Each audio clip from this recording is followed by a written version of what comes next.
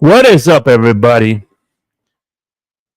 It is Wednesday, and it is time to turn the page to the next opponent. I'm talking about that team in New York that actually won 4 Super Bowls. I'm talking about the New York Giants. We'll be back. We'll talk about the Giants when we come back.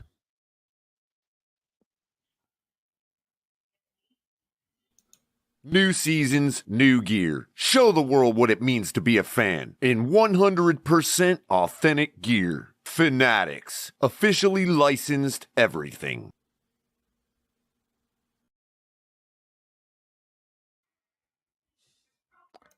Also, Get ready to dive into a new world of online shopping with the Fins Tailgate. Whether you're a die-hard sports fan or just looking for the latest fashion trends, we've got you covered. With a wide variety of products from your favorite sports teams to stylish accessories and home decor, we're your one-stop shop for all things tailgate. Our easy-to-use website and hassle-free checkout process make shopping with us a breeze. Plus, with frequent sales and discounts, you won't want to shop anywhere else. So come on in and join the party at the Fins Tailgate, your new go-to destination for all things tailgate.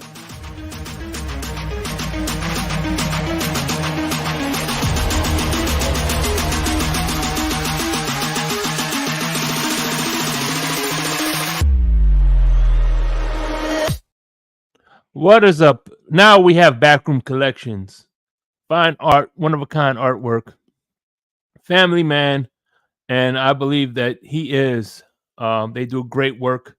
They have visors for your mini helmets. They do make a difference to the mini helmets. And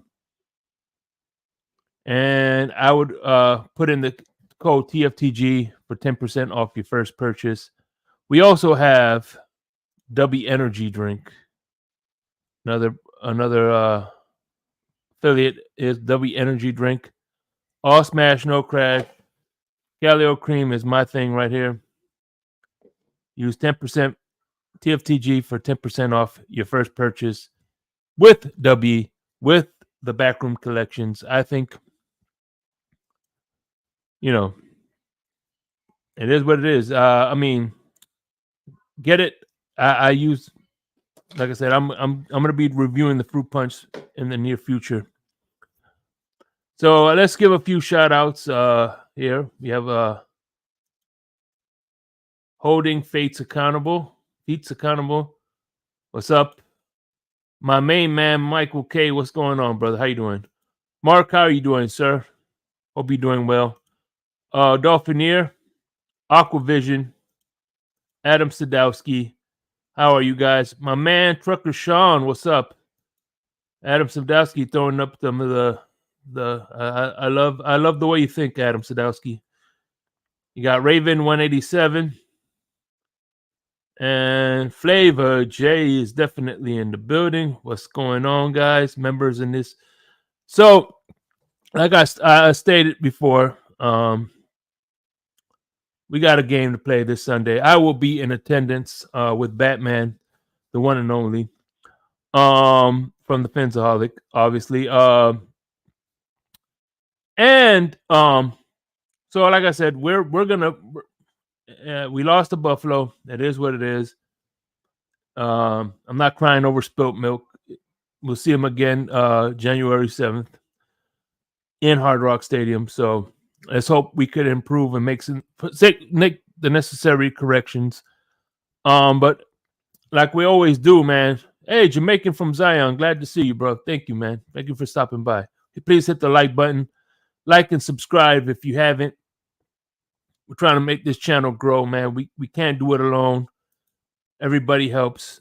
Even yourself, Mark. We appreciate you chirping, but it is what it is.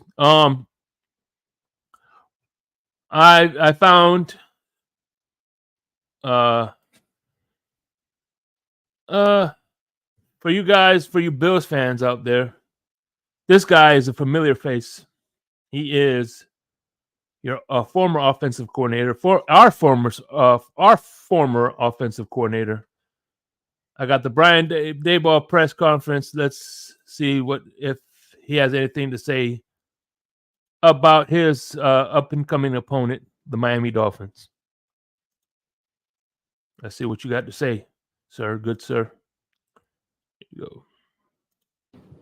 Will be Shane, John Michael, and Andrew Thomas. Saquon. Is Daniel Bellinger? He will be limited today. Yep. He'll be limited. Saquon will be limited. Saquon will do some teamwork. Brightwell, McKeithen, Aziz, Evan, and Wandell. All of them will be limited. Yeah, that's okay. Wait for this. Saquon, Bellinger, Brightwell, McKeithen. This is the Aziz, first time Evan and Wandell will be limited. This is the first time Saquon's actually going to get into team reps. He didn't Yes. get any last week. Yeah, Right? that's exactly right. What are you dealing with? Is that something significant? He has a groin. Yep. You said Evan and Marcus. Evan will be limited. Yep. Evan What and are they Marcus will both be limited. dealing with? Marcus is his knee, and Evan January is his 7th. Yeah, hand that's what I slash said. ankle. I guess I said January John 7th. Michael, is that potentially long term or That's just it. no Long term in terms of IR, a couple weeks? no, I don't think it's long term, but I don't think it's long term. We'll see where he's at. I think he's making progress. We're just going to hold him out today. We'll see where he is the next couple of days. Could play, but not ready today. With Evan and Marcus, are they long term or is it kind of day by Yeah, day? no, I think they'll be ready to play. Given the state of things on the offensive line, is it unrealistic for Q to be up? I know he's only on the practice Yeah. squad, but So what we'll do with him today is he'll kind of work off the side and get acclimated to some of the stuff, get ready to practice. That's where we're at with Justin. Any chance he plays Sunday? Pew? Probably not. what Aaron Robinson's now offers he's stay with him. I'd say he's making progress. I'm sorry, No. making progress. I'd say we don't have a great answer for you in terms of when he'll be back, when he won't. He's making progress, but not ready yet. How about Cole? Cole, same thing. When last week, I guess, Andrew tried to, is it correct to say it was a setback from Andrew last week? Yeah, he only did a few things, didn't feel right, so we took him out right away. And he's And he's not able to pick up today. now. No, not right now. Nope. What's next there? I mean, do you think this week is out of the question? Do you have to let it rest for a bit? This week out of the question, I don't know yet, Dan. I'd probably say leaning towards no, but not ready to make that determination. So we just hit you with all the specifics on the offensive line. What's your general sense of concern now with this group that hadn't been playing at a very high level? Yeah, gotta go out there and coach you guys that are out there and do a good job with that, and then get them ready to play. Do you have enough healthy guys? How did Ben handle, quickly moving over the center? Yeah, he's a smart guy. Knows all our calls. Had a bunch of reps in the summer, so that was it's good to have a guy that plays guard that can play center as well. Snaps, everything. Wow.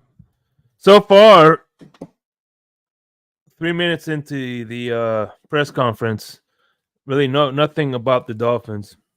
Yeah. I tell you what, man. If this defensive line doesn't get pressured organically, I think there's a little bit cause for concern. Nope, a couple low ones, but nothing out of the ordinary. Brian, just Trey Hawkins kind of going from a starter to no defensive snaps on Monday. I guess just blows the decision making. That was it was based on who we were playing, in terms of how we were matching the corners and part of the game plan. And I'd say that we're talking about that this week of how we want to deploy our guys, and it's probably going to be a week to week discussion as we go through who we're playing, the matchups, how we want to play them defensively. You mentioned yesterday the idea that, obviously it's a priority. You got to score more points, but when you're going against an offense that is being able to put up points the way they have, obviously 2 weeks ago, is one of those that stands out.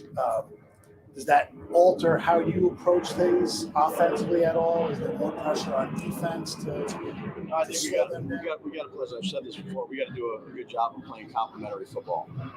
which we haven't yet. So that'll be the focus. It's always the focus, but the results haven't been there. Brightwell, Ojolari, and Robinson, why are they limited? Brightwell, ankle, Z's, his hamstring. He didn't have any setbacks. We're just going to limit him today. And who was the other one? Wandell, his knee. He had more reps. So we're giving him a limited snap count today. Holy moly. I think it'll be easier to name the players that aren't on the injury list. Daniel obviously ran it a lot, took a lot of sacks. Did he come out of it physically fine? Yep. That was not easy for an athlete to come out of that physically fine, was it? I mean, he's diving, he's ready, it's not sliding, he's getting hits on the bounds. Yeah, obviously he had some hits, but he came out okay. What's your plan, punt returner this week?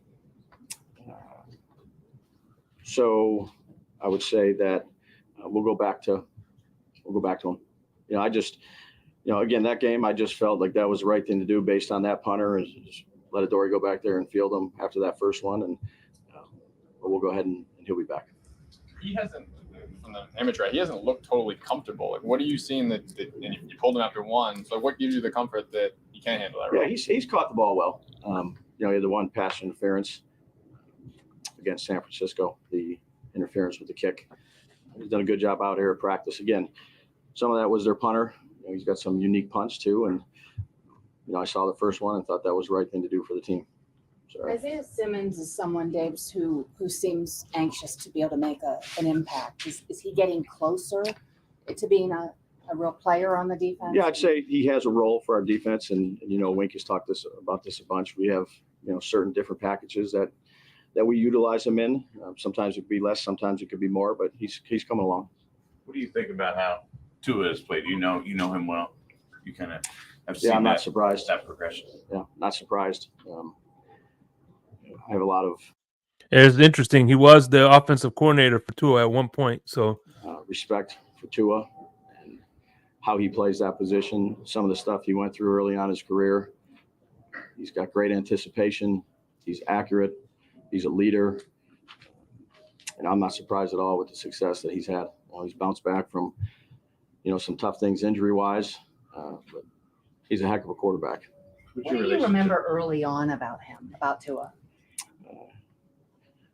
That he's very accurate, that he's very instinctive. He's a great young man, loves the game of football, has good leadership about him. You can see, the players really respect him and how he handles himself.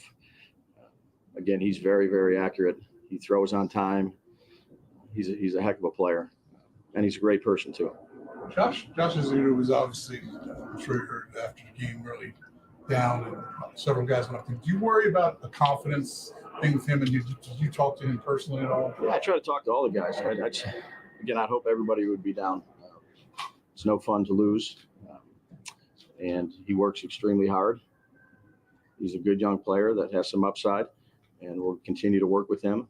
But he cares a lot about his craft. He works extremely hard. I enjoy working with him. You guys had a lot of success on those bootlegs last year. Obviously, the last two games have kind of been not so successful. Yeah. Are teams defending that differently? Something you guys need to do different? No, a couple of them. One they had us outnumbered, and the other one, the guy made a good play coming back. Again, those kind of so far, I would say we've had some good plays down with them, and we've had some negative plays with them. So I think it's a timely thing. Again, the look's got to be right, but we're kind of few good ones and then a few bad ones. We got to try to get some more good ones. So what's the answer? Not just on that type, but when you say you're outnumbered, what should you do differently there? On the one, there wasn't a whole lot to do. They had a good defense called for it, and we only had one guy going back with it, so he rushed off the edge and got us. So we can fix some things as a coaching staff too. That's okay. So here's what I'm taking away from this. There's number one, there's a lot of injuries on this team. Number two, so this game. Thank you, El Capitan. What's going on? Hit the like button. The one I'm getting from this is, look, their offensive line is banged up. So was ours, but whatever. you have one less day of preparation. They just came off a Monday night game. So you have one less day of preparation. You have you're coming down to South Florida, and you're banged up on the offensive line. So these are things that are stacking up against the Giants. So I don't think there's a such thing as a layup in the NFL because, any given Sunday. But at the end of the day, this couldn't be any better scenario for the Miami Dolphins this Sunday. Regardless if they come off a loss or a win, this is the best scenario. We have the advantage by a lot. Daniel, does he have the freedom to We're holding all the cards. just kill the play? Yeah, DJ has the freedom to get out of any plays, but not that we didn't have an alert or anything like that with that one. We can do a better job of coaching that one up. You obviously, rate great every play. So the 11 sacks, you're going to, each one has its own little story there. How many of those could have been avoided? Yeah, look, we just need to do a better job overall, collectively, everyone involved in the offense. So whether it's sacks, whether it's pass game, run game, it's, we got a lot of work to do. Several defense players after the game felt like they had taken a step in the right direction. Do you agree with that? And what were the positives you saw? Yeah, no, they hung in there good. I thought they played with great effort. Again, they had the 151 yarder at the end of the half there that, we should have avoided there, but I thought they competed well and they gave us a chance, made some progress in a number of areas, had good third down day, which was a point of emphasis. So we just got to keep bringing them along. Why isn't Sterling playing? Yeah, we have a bunch of personnel groups, Pat, with different receivers in them. You can see there's a lot of different guys out there. Shep has them too. They weren't called. So I'd anticipate seeing him a little bit more. Mm-hmm. How many, I don't know that is, but I'd anticipate him seeing him a little bit more. Two more. Hey, by the way, shout out to Crazy Dolphin. Kane's Dolphins 89. What's going on, brother? Josh is the next Carson Wentz. Lakia Smith. Hey, look, at the end of the day, I'm taking the Giants seriously. I'm just pointing out the fact that they have a lot of they have a lot going against them. This, from the standpoint is they have, again, a day makes a big difference, especially when you only have 6 days to prepare. So now they have 5 days to prepare instead of 6. Coming off they're both coming off a tough loss. They both got but what helps them out a little bit, what gives the Dolphins the advantage is the one, I said, the extra day's rest and the fact that our D-line is healthier than their O-line. So I'm not worried too much about their defense.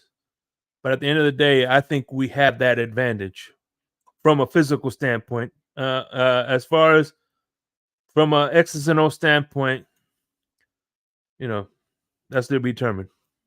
The fact that Daniel and he have played so much together, could that help Daniel and help the offense, like having some chemistry there? Yeah, I think Shep is a good player. Again, he'll be out there today. We'll put him in there like we do in practice.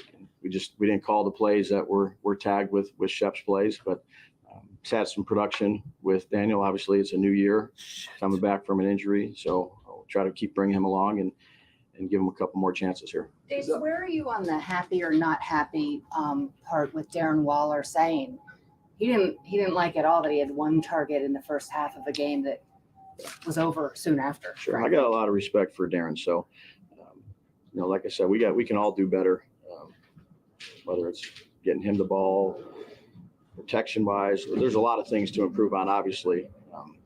So that's what we're going to try to do. But I got a lot of respect for Waller. Yeah, I got a lot of respect for him. Did the Bellinger injury really compromise how you would have used Darren throughout that game on Monday? Yeah, sure.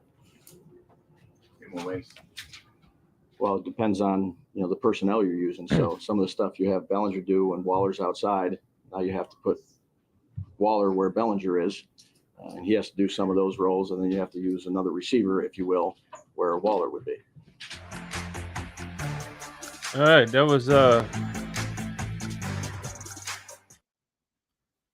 was the Giants media. That was Dayball press conference. So they really didn't spend too much time talking about the Giants. I listened to the Mike McDaniels press conference. They really didn't spend too much talking about them either. So let's listen to what here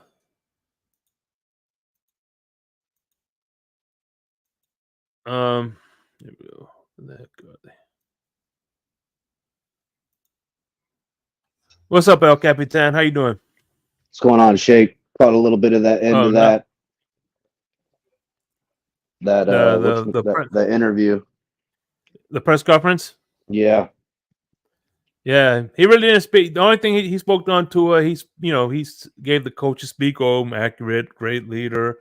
Yeah. Yeah. As he kind of wrote his Tinder profile, bullshit, whatever. Yeah. You know what though? I mean, he's an offensive guy. How much offensive opponent tape is he really watching, right? Yeah. He was the quarterback coach and offensive coordinator, and so he's working with Daniel Jones. He got his own problems to worry about with his offense right now. So he's just I don't fault the guy for putting the copy and paste puff piece that they use. So he's got his own fucking problems to deal with. Speaking of which, I just did a 30-minute interview today. Hopefully it'll be on the members only. This guy, he writes for it's called Giants Country. He's also Locked On Gators, but he does Giants Country. He does a lot of good written work, and we did a nice interview about Brian Daboll and the offense. So check it out. I will release it at 1:00 on Friday. That's going to be a good interview I did. Yeah, I'm excited to watch it. I'm actually gonna put it on for the members at some point today. I'm finishing up the editing on the film study that I did last night. Okay, that's for the Dolphins versus the Bills. I'm then gonna work on the film study for Friday night for the the Giants. So and I'm pre-recording them and editing them and making them kind of quick and palatable and stuff like that. Yeah, so for sure. hopefully everybody will enjoy that. Even though it takes hours. You spend about an hour and a half going through it and recording it, and then it takes you another 2 hours to edit it all up. So but hopefully it'll be great content and digestible and quick and easy. And I'm playing around with some new methods. Everybody's you're the talk of the town when it comes to game film. Even Q was talking about they watch your breakdown, so it's good to have many lenses on as you can. At the end of the day, everybody does good work. You point out things that CB misses, maybe CB points out things that you miss, and it's a good collaboration that we're getting not only good different vantage points, but as well as perspectives. You know what I'm saying? Sure, yeah. I mean, I'm not opposed to all of that, man. But no, one thing, I don't know if you heard me, but one thing people got to realize, look, from the press conference, he listed off a bunch of, we have pretty much the same offensive line issues, but I think a little bit more, coupled with the fact that, and they're traveling to Miami. Dude, I don't say there's any layup games because this is the NFL, but come on, man, this can't be a better scenario for Miami. Listen, this is a get-right game for the Dolphins. Yeah, the defense struggled mightily, and you'll see that in my film breakdown. Also, the offense had, once they were up 2 scores, now you're chasing on offense, and the defense can now pin their ears back and play aggressive. Essentially, the type of defense that Fangio wants to run is the type of defense we got perpetrated upon us. So Mm-hmm. Yeah, and you know what? Being that you're a boss yourself, right? You're a boss, right? And let's say you have an employee that shows up to work on time, he's kicking ass in projects. He jokes around. You be like, yeah, yeah, you know, you laugh at his jokes. You be like, yeah, and this is my kick ass employee. But all of a sudden, he's showing up to work late. He's not meeting deadlines. He comes in the next day and starts joking. You be like, what the fuck are you? Why are you joking? You know what I'm saying? What the fuck? What about the project I give you? You're over here thinking you're fucking Rodney Dangerfield, right? And I think that's kind of how I felt about McDaniels today in his press conference. I'm like, you got smoked by 20 points, and you're here talking about potpourri and making. I'm like, really?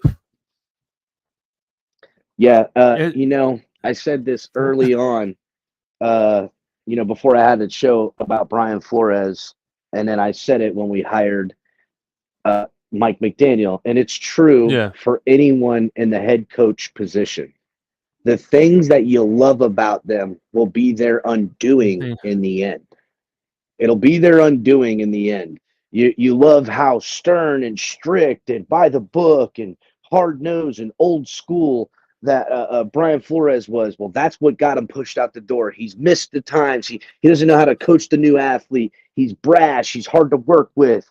And then now here's Mike McDaniel. He's boisterous. He's relatable. He's the new age guy. He's cool. Well, you know what? If that results in losing, it'll be, well, he just was too immature. He wasn't, you know, you could turn a phrase on these things. And so it's just the way it is. I think it's a little early for that because I really like Mike McDaniel.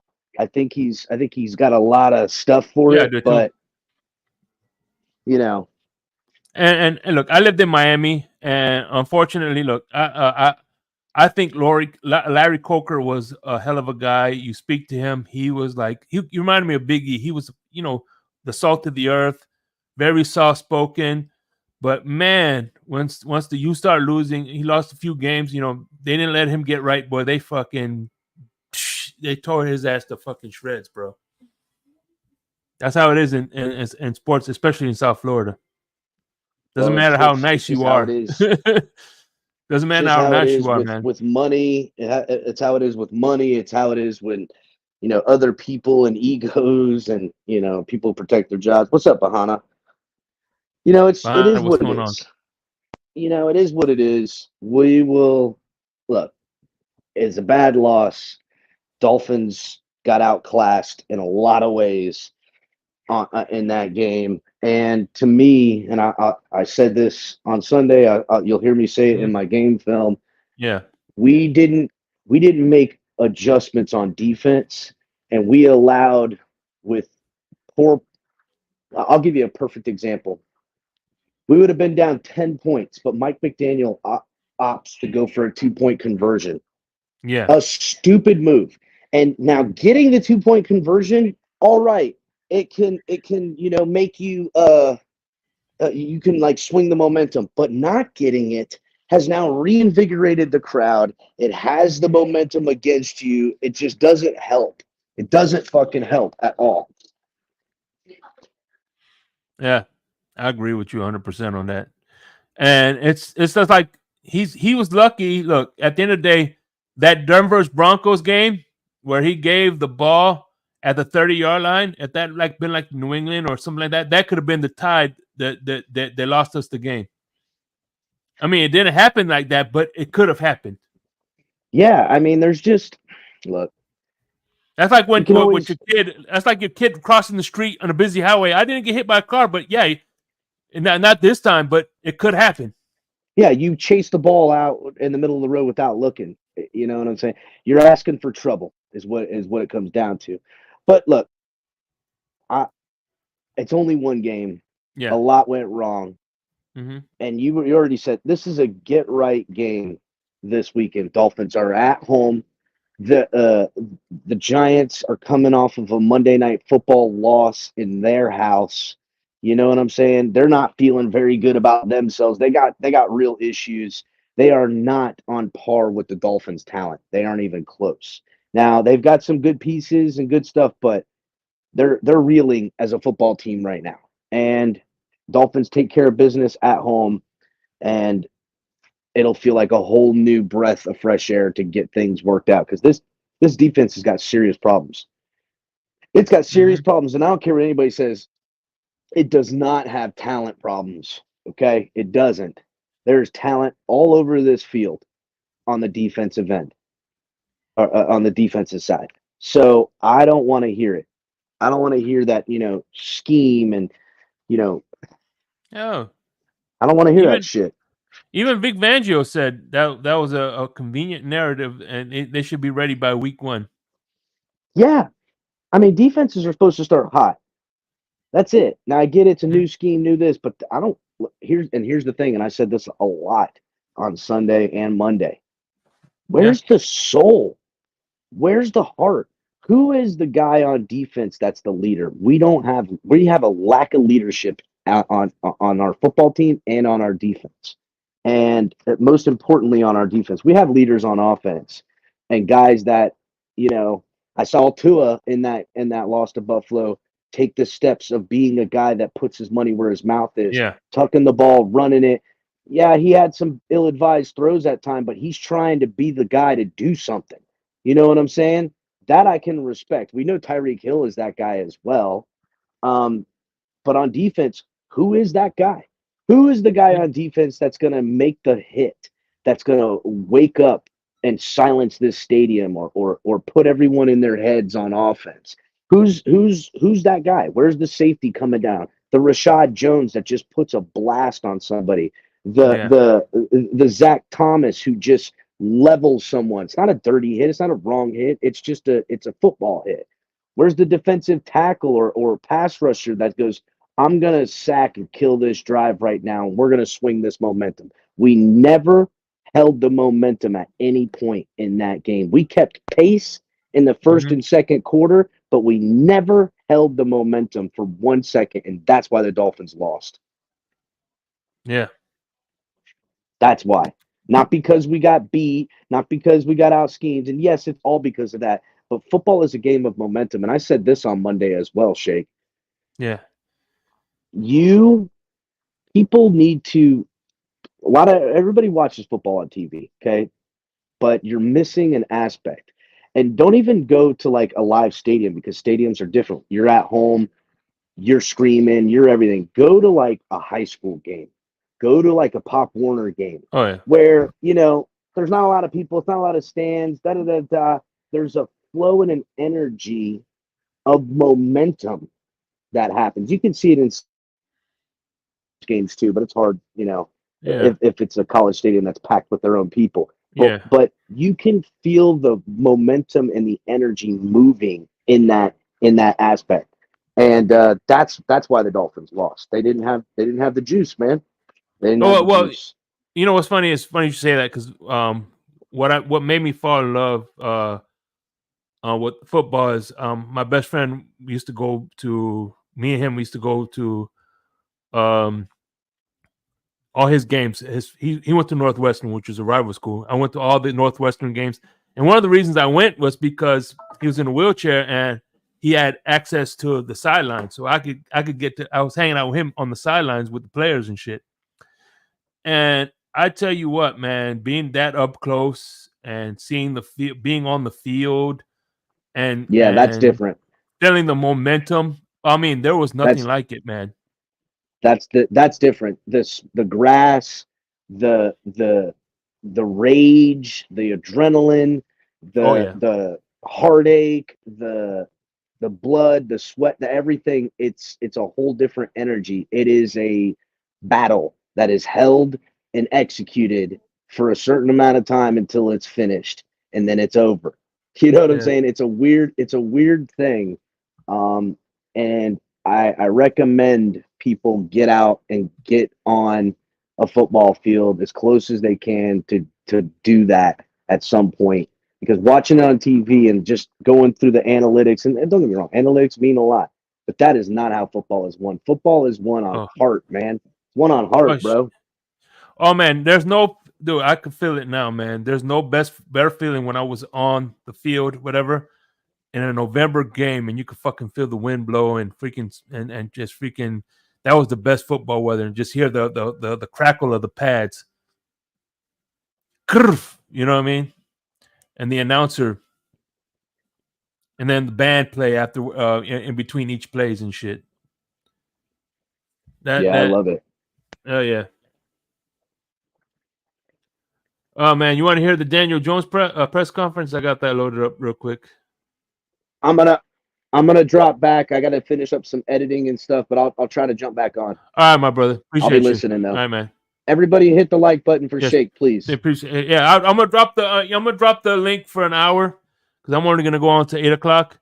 So I'm gonna finish playing some press conferences and then I'll drop the link. I appreciate you joining me, El Cap. Appreciate you, brother. All right, later.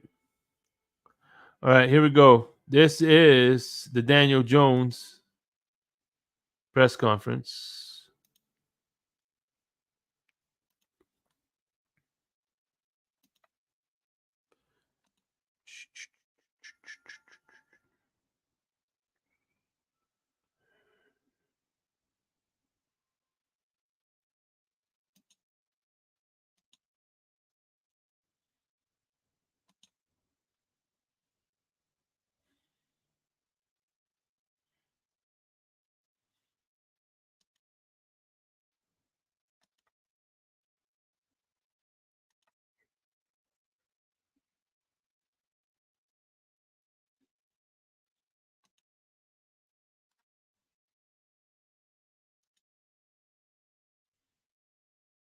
So when you hear a run, I assume, like that the play obviously was a run. That's what you heard. Yeah, I heard the play wrong. Yep. And then you have the freedom to change that, or is it in that situation you're thinking you're calling what they want? And Yeah, I mean, I think I can get in and out of any play. So can get in and out of any play. Daniel, do you go back and before I go forward, when you go back and look, do you analyze everything, every snap, every sack, everything to see what I do well and what did I do badly? Yeah, I think I always try to watch the film as closely as possible and see where I could have done something differently, could have done something better. A lot has been made of your interactions with Dable in the game, and his flipping the iPad away. What do you make of those, and what do you think about that going forward?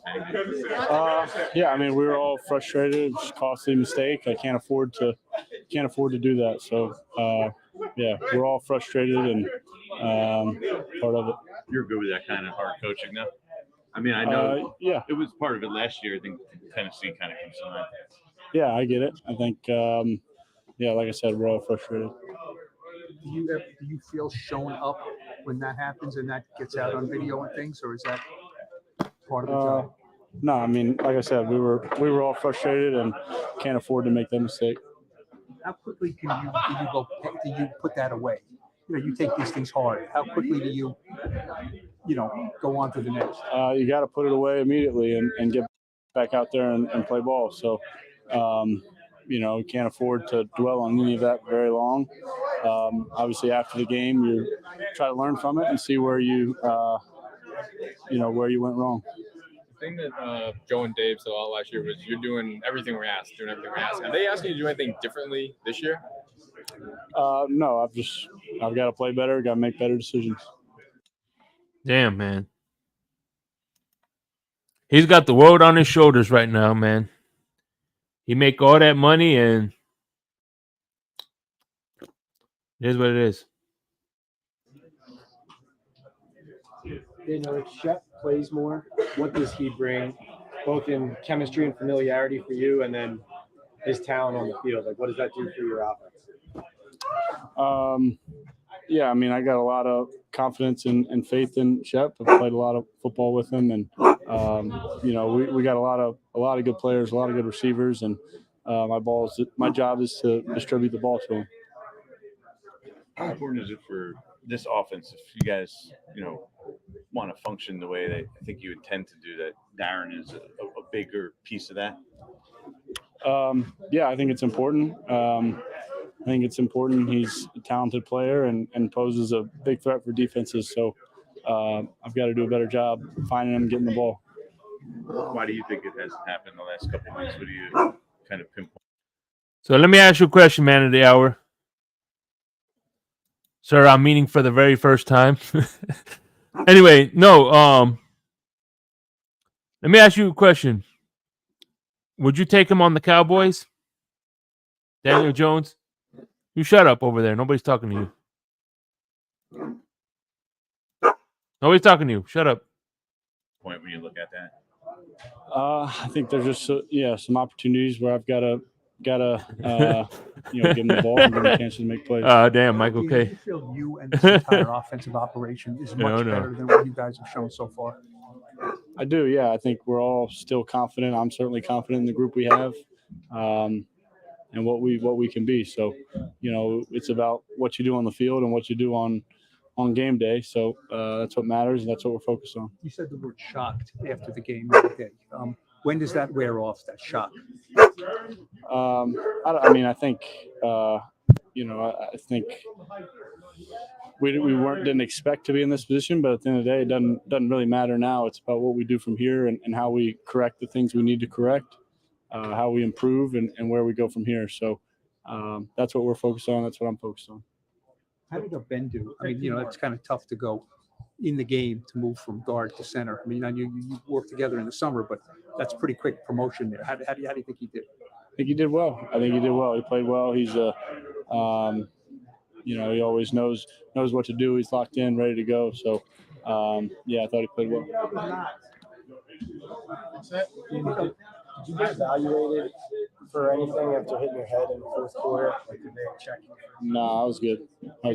Physically, was that as difficult a game as you had? I mean, besides the sacks, you're running, you're sliding, you're getting hit.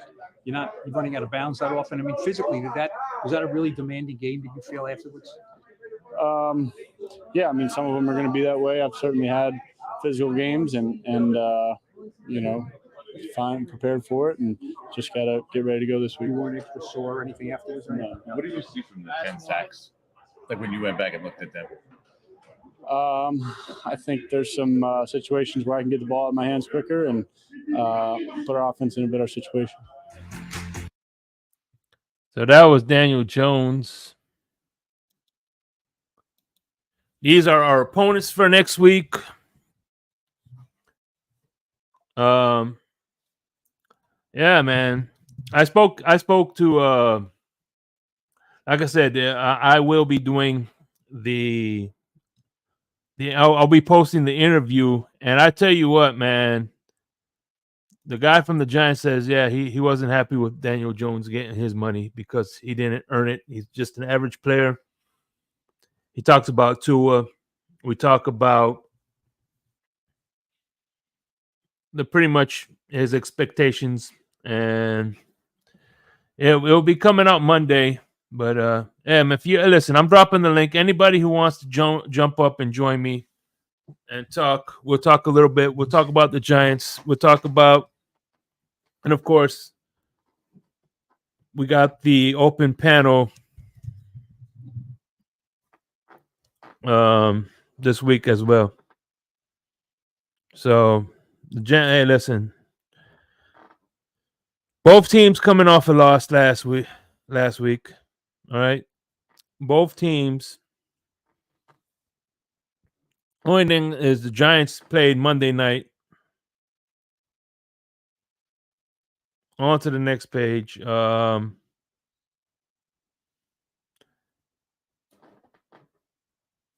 So the Giants lost 24-3,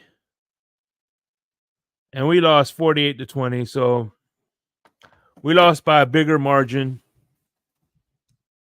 but to a better team.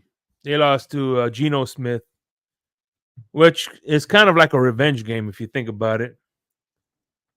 Geno Smith played his own team, the Giants, so he had to. There was a little bit of extra oomph in that one, but we'll see how things go. Well, according to ESPN, we have an 87% chance of winning this game.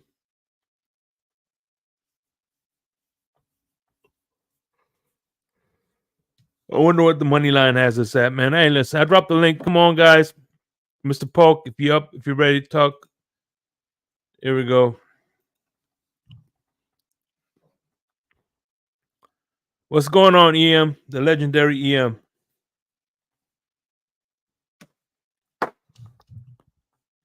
I was hearing some people saying about how they were expecting bigger things from this defense. I mean, I was too, and not from a schematic standpoint, but at the end of the day, we got players that we had high expectations for. You're talking about Jalen Phillips. You're talking about Bradley Chubb. We're talking about Christian Wilkins. We're talking about, well, not too many people had Emmanuel Ogba.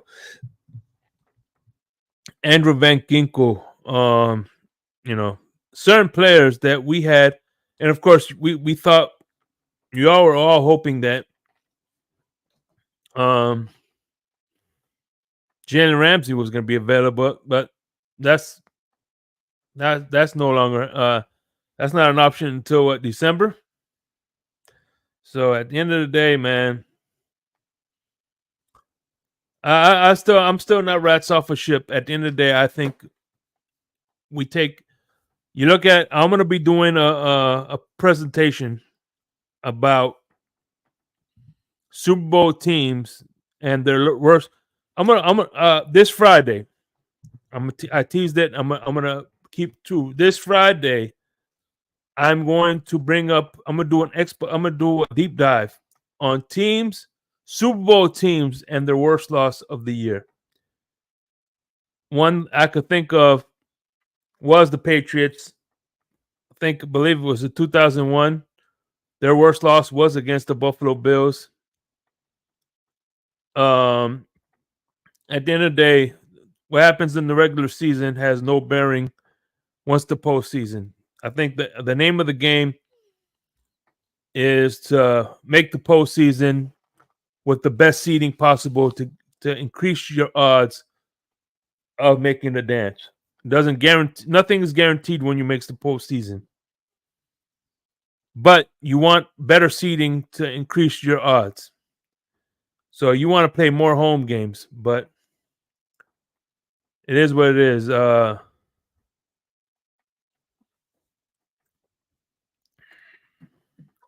I think we have a chance. Hold on. Hey, what's going on, Mister? What's going on, guys? These next two games, they're not. I think these are kind of games to kind of get us better. But I don't have I don't have a YouTube channel. I'm a member of the Tailgate, and I'm a member of Larry K. But I appreciate it. I don't have a YouTube channel. Live. What's going on, guys? Hey, look, this is the games. These two games we have to prepare to get ready for the big test, which is Philadelphia. I'm not saying we should look past these guys. We got to take it week to week. But what's going on? What's going on, man? Hey, what's going on, Shake Money? Josh Allen is next. John. Thank you, man. Thank you. I appreciate you. Love you. What happened? So what's going on? I fully expect the Dolphins to completely. That game should be over at halftime, man. The Dolphins should win that game like 37-10. It should. Yeah. The Giants have two rookie corners. Danny Dimes is playing like dog shit. They have massive offensive line problems.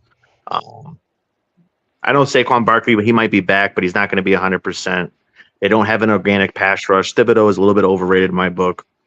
So even if Armstead's out for a couple of weeks. Well, like I said, it shouldn't matter.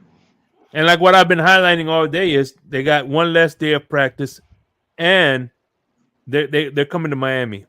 That's a long hike. So I'm a bit like I'm fully prepared that the Bills are going to have to play the Dolphins probably in the divisional round, or depending how how things shake out, maybe even in the AFC Championship, regardless of what happens in the last game of the year. Like we're going to be, it's mostly, I mean, anything can happen, but it's very likely, most likely, we're going to be meeting in the playoffs, dude. Yeah. Yeah. I mean, I at the find end of the day, go ahead, Mr. Polk. no. Apologize. Go ahead. No, go ahead. Go ahead. No, I finally got a chance to see the replay of the game today on NFL Network because I had to help somebody in distress Sunday, so I missed out on all the games. But anyway, Keep talking. I'll be right back. man, Fender got to do way better than this. He's supposed to be a defensive guru and has all this experience. He got to do better than this. Got to do better. You can't sit there and say, okay, I don't have the players. I mean, I can understand that to a certain point to do the work, you do your scheme, but you got to make adjustments with what you have. But crazy, don't you Gotta, think it's crazy? Don't you think, like, to try to take an optimistic approach? The Dolphins are 3-1. They're tied for first in the division. And if you say, oh, they didn't have Jalen Phillips, Brandon Jones is still working his way back from a knee injury. There was no Elliott. There's no Ramsey. There's no Needham. Guys like David Long are still adjusting. There's still continuity issues. And you're going up to Buffalo. If you had to pick a game that you were going to lose in the first quarter, that would probably be the game. Yeah. You know what I mean? Like it's the defense is going to get better. I mean, it looked bad on Sunday, but don't you think that it's going to get better, dude? no, but Yeah. no. Listen. Here's my thing, Josh. He still, okay. I give you an example with Kader Kuhu. I mean, seemed like he was hung out there to dry. And you make adjustments. You could have brought in. I'm not saying X-Men is at full is the person he used to be, but you make some kind of adjustment or something. You don't just stay with something that doesn't work. You I make think they were trying adjustments to because crazy. I think what his this is just my opinion. I think this is what he was thinking, that he was going to double team Diggs, like with the safety over the top, and then put his best corner on the Bills' second best receiver. You know what I mean? That's what I think his plan was, which makes sense. But yeah. But my thing is this: if your plan is not working, you make adjustments. You make adjustments. You try to make adjustments. This man has been in the NFL. I can understand if this is his first or second year of being a defensive coordinator. I can understand that. Okay, I can understand that. But Well, he yeah. has And the experience. McDaniel. Now, I know this is a new team, Yeah. but you got to make some kind of adjustments. Yeah. McDaniel's even said it. He's been coaching longer than I've been alive. You make the adjustment. You should have the experience to say, okay, let's make adjustments here and try to fix it. I understand what you're saying, Josh, but still, you got to make some kind of adjustments. If what you want to do is not working, you got to make some adjustments. You got to do something else. Man, but you know what, Josh, and correct me if I'm wrong. There was a point where you guys were beating the good teams. Then you played like guys like Tennessee Titans, Kansas City Chiefs, and you would lose those games. And at one point, your fan base like, damn, we could never win the good games. Trust me, I know because I deny it heavily, but I do watch you guys. And at the end of the day, go ahead, there was a point in before in your when you guys started winning. You guys were struggling against the Chiefs and the Warriors. Now you guys are getting the best of them. Just last year, and you know what I'm saying. It's just now that you're starting to get the best of those guys. yeah, it's a week to week league. It's a matchup league, week to week. We just saw Patrick Mahomes, shit all over himself against the Jets. They probably should have lost the game. The ref stepped in. It happened. Like the Bills could go to London. Maybe there's an energy spell from an intense game with the Dolphins, and they lose that game. You can't even. I mean, who knows? Maybe the Dolphins randomly just have a bunch of turnovers and lose to the Giants. It happens. But like, if anyone's just being honest, I said before the season that Tua is a long-term answer. That Tua is very good. that this Dolphins team will challenge for the division and win 12 games, something between 11 and 13 games. And it's just, I just think as if you're putting yourself as a Bills fan, putting yourself in the shoes of Dolphins fans, you'd have to, something catastrophically would have to go wrong over the next month for the Dolphins to like not be that team. Just too much talent. What's going on, mean, Amicus? yeah, I understand that, and I agree with that. But what's up? What's up? What is it? What happened? What happened? Somebody said, how you doing? Can you hear me? Yeah, I can hear you. What's up, Shake, Mr. Polk? J.A.? Hey, what's going on, Amicus? Long time no see, man. Long time, my brother. Long time. Yeah, I think Amicus is What's that? All right. Yeah, it's you, Amicus. You're giving bad feedback for some reason. Okay.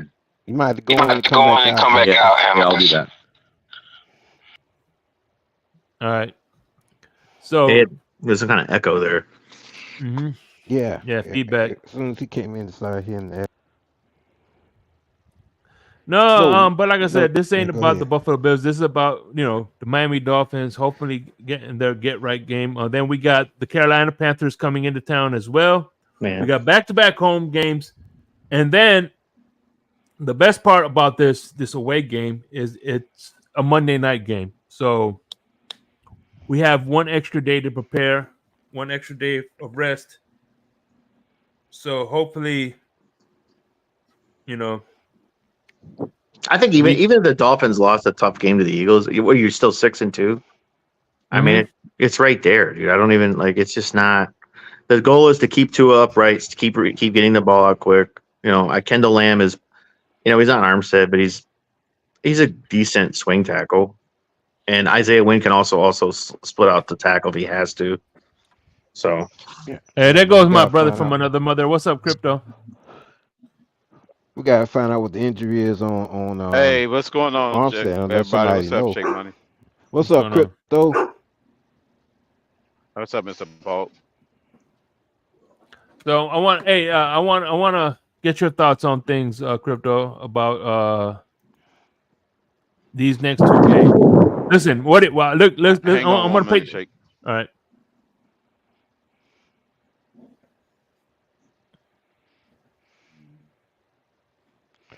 All I gotta say about the next 2 games is still let's be prepared, study and be prepared. Okay, and go play ahead. it safe.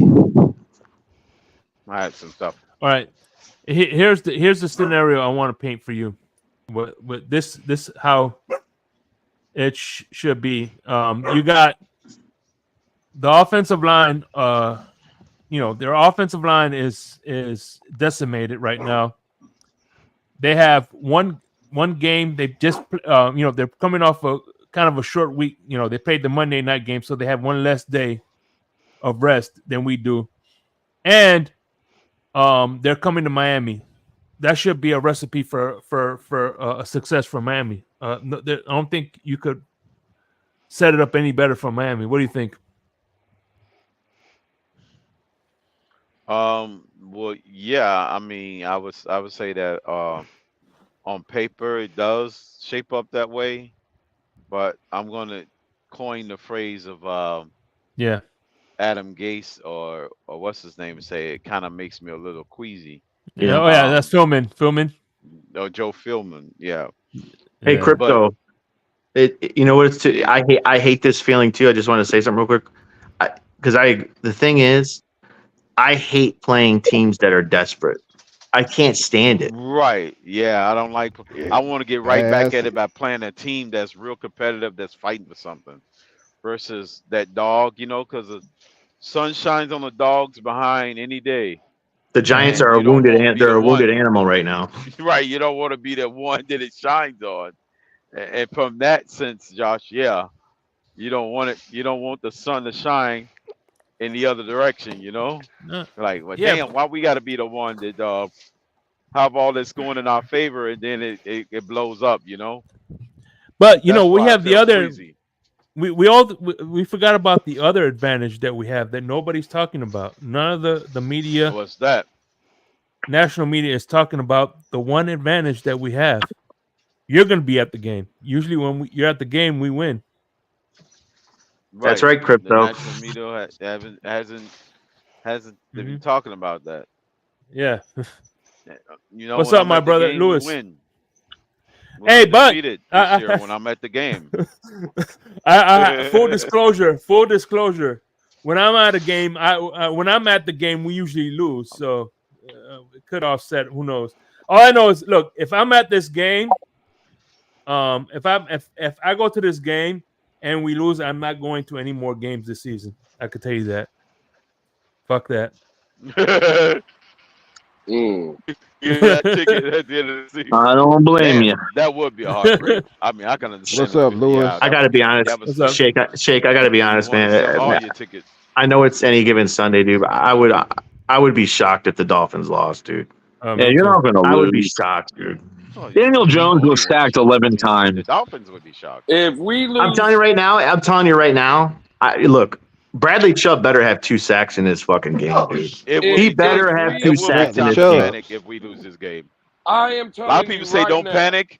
Mm-hmm. We're panicking if we If lose we- this game. I'm telling you much. if we lose to the New York Football Giants on Sunday, I will burn this motherfucker to the ground. I am Damn. telling you now. That's fine, is Lewis. truly Just time make to sure panic. you save $100. Just save $100. Amicus, you already know better. Have my motherfucking money, Amicus. Hey, I'm saying, don't be spending my money in Vegas no more. Don't be doing that shit again. You get one strike. That's it. Yeah. I know. Amicus, you might as well put it in T-bills. Well, it's guaranteed by the United States government. So what's good, fella? Let me come up here. How rude of me. What's up? Yeah, well, mi hermano. Hola. Shake, what's going on, man? What's Mr. going on, man? Paul, Amicus, Josh, What's up, Lewis? Papa Paul, what's good? Crypto, what's good, fellas? Hey, man. What's Hey, up, listen. Papa At the end of the Paul? day, What's good? at the end of the day, mi casa, su sun is casa, Lewis. setting. You and Crypto are still the founding fathers of the Smoke Lounge. So, regardless. Well, I Hey, appreciate that. Shake, I speaking of the appreciate it. Smoke Lounge, one of the reasons I wanted to come on is because I thought I couldn't get any happier than Sunday around 4 o'clock, right? But then I woke up Monday morning with a smile on my face. Yesterday morning was another smile. But this morning was the highlight of my week. I literally woke up out of bed with a 100% Turkish cotton black robe on with the embroidery of King on the left pectoral. I walked out on my back porch, overlooked the private lake, and I pulled out my finest pipe tobacco. God. My finest pipe tobacco, Shake, and I'm smoking it right now as we speak in my handcrafted Italian Mediterranean Briarwood Savinelli. Good day to you, gentlemen. Nobody. What did he say? What did he say? What the hell was that? Look, What did he say? nobody No, he's speaking. Hold on, Lewis. He said something about meth lab and salmonella. Yeah. Right. I was just about to tell you, Amicus. You need what it sounds like, Amicus, is you need a 2-week shot of penicillin. That's what it sounds like. Good. What's up, Papa Paul?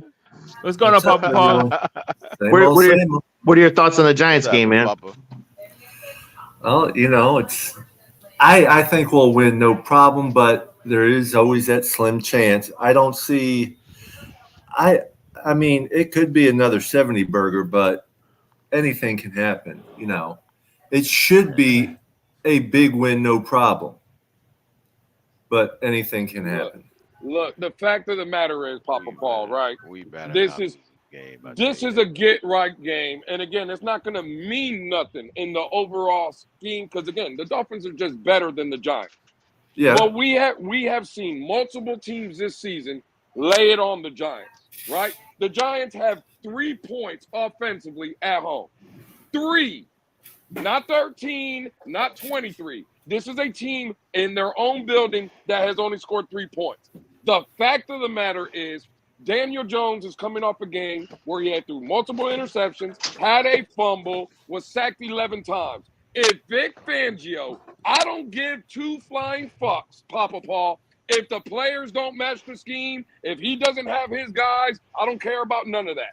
If Vic Fangio does not have this defense flying around Hard Rock Stadium on Sunday and showing the Giants that they have no chance, it's going to be an ugly sight Sunday evening on this channel when I do my postgame show. I can promise you that.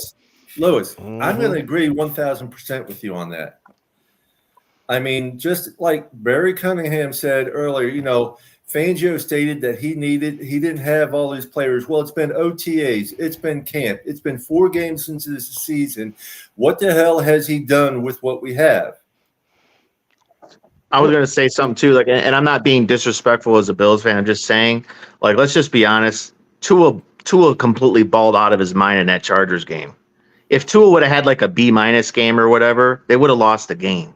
Yep. And that's just, you can't have. And that's what Lewis brought up today. Well. I said that as well. I heard it. Was that yesterday? I heard the replay yesterday, man. I tell you what, Lewis. And today. Absolutely. Lewis, I heard you on. I heard the replay because I was in Sarasota and I had bad reception, so I couldn't hear it. Oh man, you was cooking yesterday, man. I agree with everything you said on Stephen D's channel yesterday. Give me a recap, Lewis. I didn't catch you on Stephen D. The Dolphins could easily be 1-3 right now. Absolutely. See, this is what I've tried to tell people, right? And this is just, we all know. We're better than the Giants. We're better than the Panthers. I don't care about none of that. We're better than the Patriots, right? We're better than the Denver Broncos. I don't care about that. When we got rid of Josh Boyer to bring in Vic Fangio, it was for the games against the Chargers, a high-powered offense. It's the games against Buffalo, high-powered offense. 2 weeks from now, when we go to Philadelphia, that's a game. Kansas City, that's a game. Baltimore, that's a game, right? And the fact of the matter is, without Tua throwing for 466 and putting the team on his back week 1, we can be sitting here 4 weeks into the season and saying that Vic Fangio on this defense would have costed us 2 games. Yep. Because I think it was Amicus that just said it, and I completely agree, Amicus. I said the same thing yesterday. Without Tua week 1, this defense has already lost us 2 games. Period. Like, what are we talking about here? And Vic Fangio was supposed to be, again, his nickname before he even coached a game for us was Big Dick Vic, right? Yeah. Well, it must be real cold in the state of Florida because he's walking around with a little shrivel thing right now. He better fix this shit, and it better start happening real quick. Damn. Yeah. I think that's what I just said that earlier to Josh. When he came to Florida, I think he got castrated. Well, I hope not. I hope not. Because it seemed like it. Because, like I said, he's been in the NFL too long to be. I finally got a chance to see the replay of the game today, and man, good grief, Fangio got to get on. He got to get on his P's and Q's, man. Because I'm telling you, you can't keep coming up using excuses like I don't have the players that I want. You got to use the players that you have, and you got to make some adjustments. You should have enough experience to change up certain players. You can't just say you don't have the players, you don't have the right players, and then just let the defense flop the way they did. I'm sorry, there's no excuse for that. Mr. Paul. Well, Mr. Paul, no excuse. Mr. Park, and this is where the problem lies, right? Because I know we don't have the guys for maybe, let's say, Vic Fangio's scheme. But to your point, Mr. Park, he's coached for 30 plus years, right? Jerome Baker's not the best linebacker, but we've seen him be productive, right? Yeah. Cater Kohu, would you see Cater on last Sunday, right? And again, it's Stephon Diggs, but we didn't see Cater Kohu look as bad like that with Josh Boyer coaching. Right? Nope. And everybody told me Coach Boyer didn't know how to coach.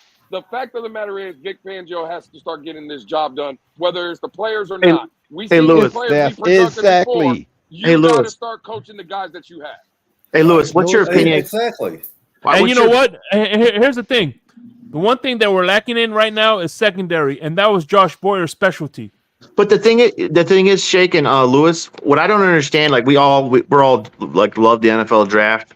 And I loved Cam Smith. Like, I wanted the Bills. You can never have enough corners. He was one of the best corners in the SEC. A fantastic prospect. Why the fuck is he not put his ass out there, man?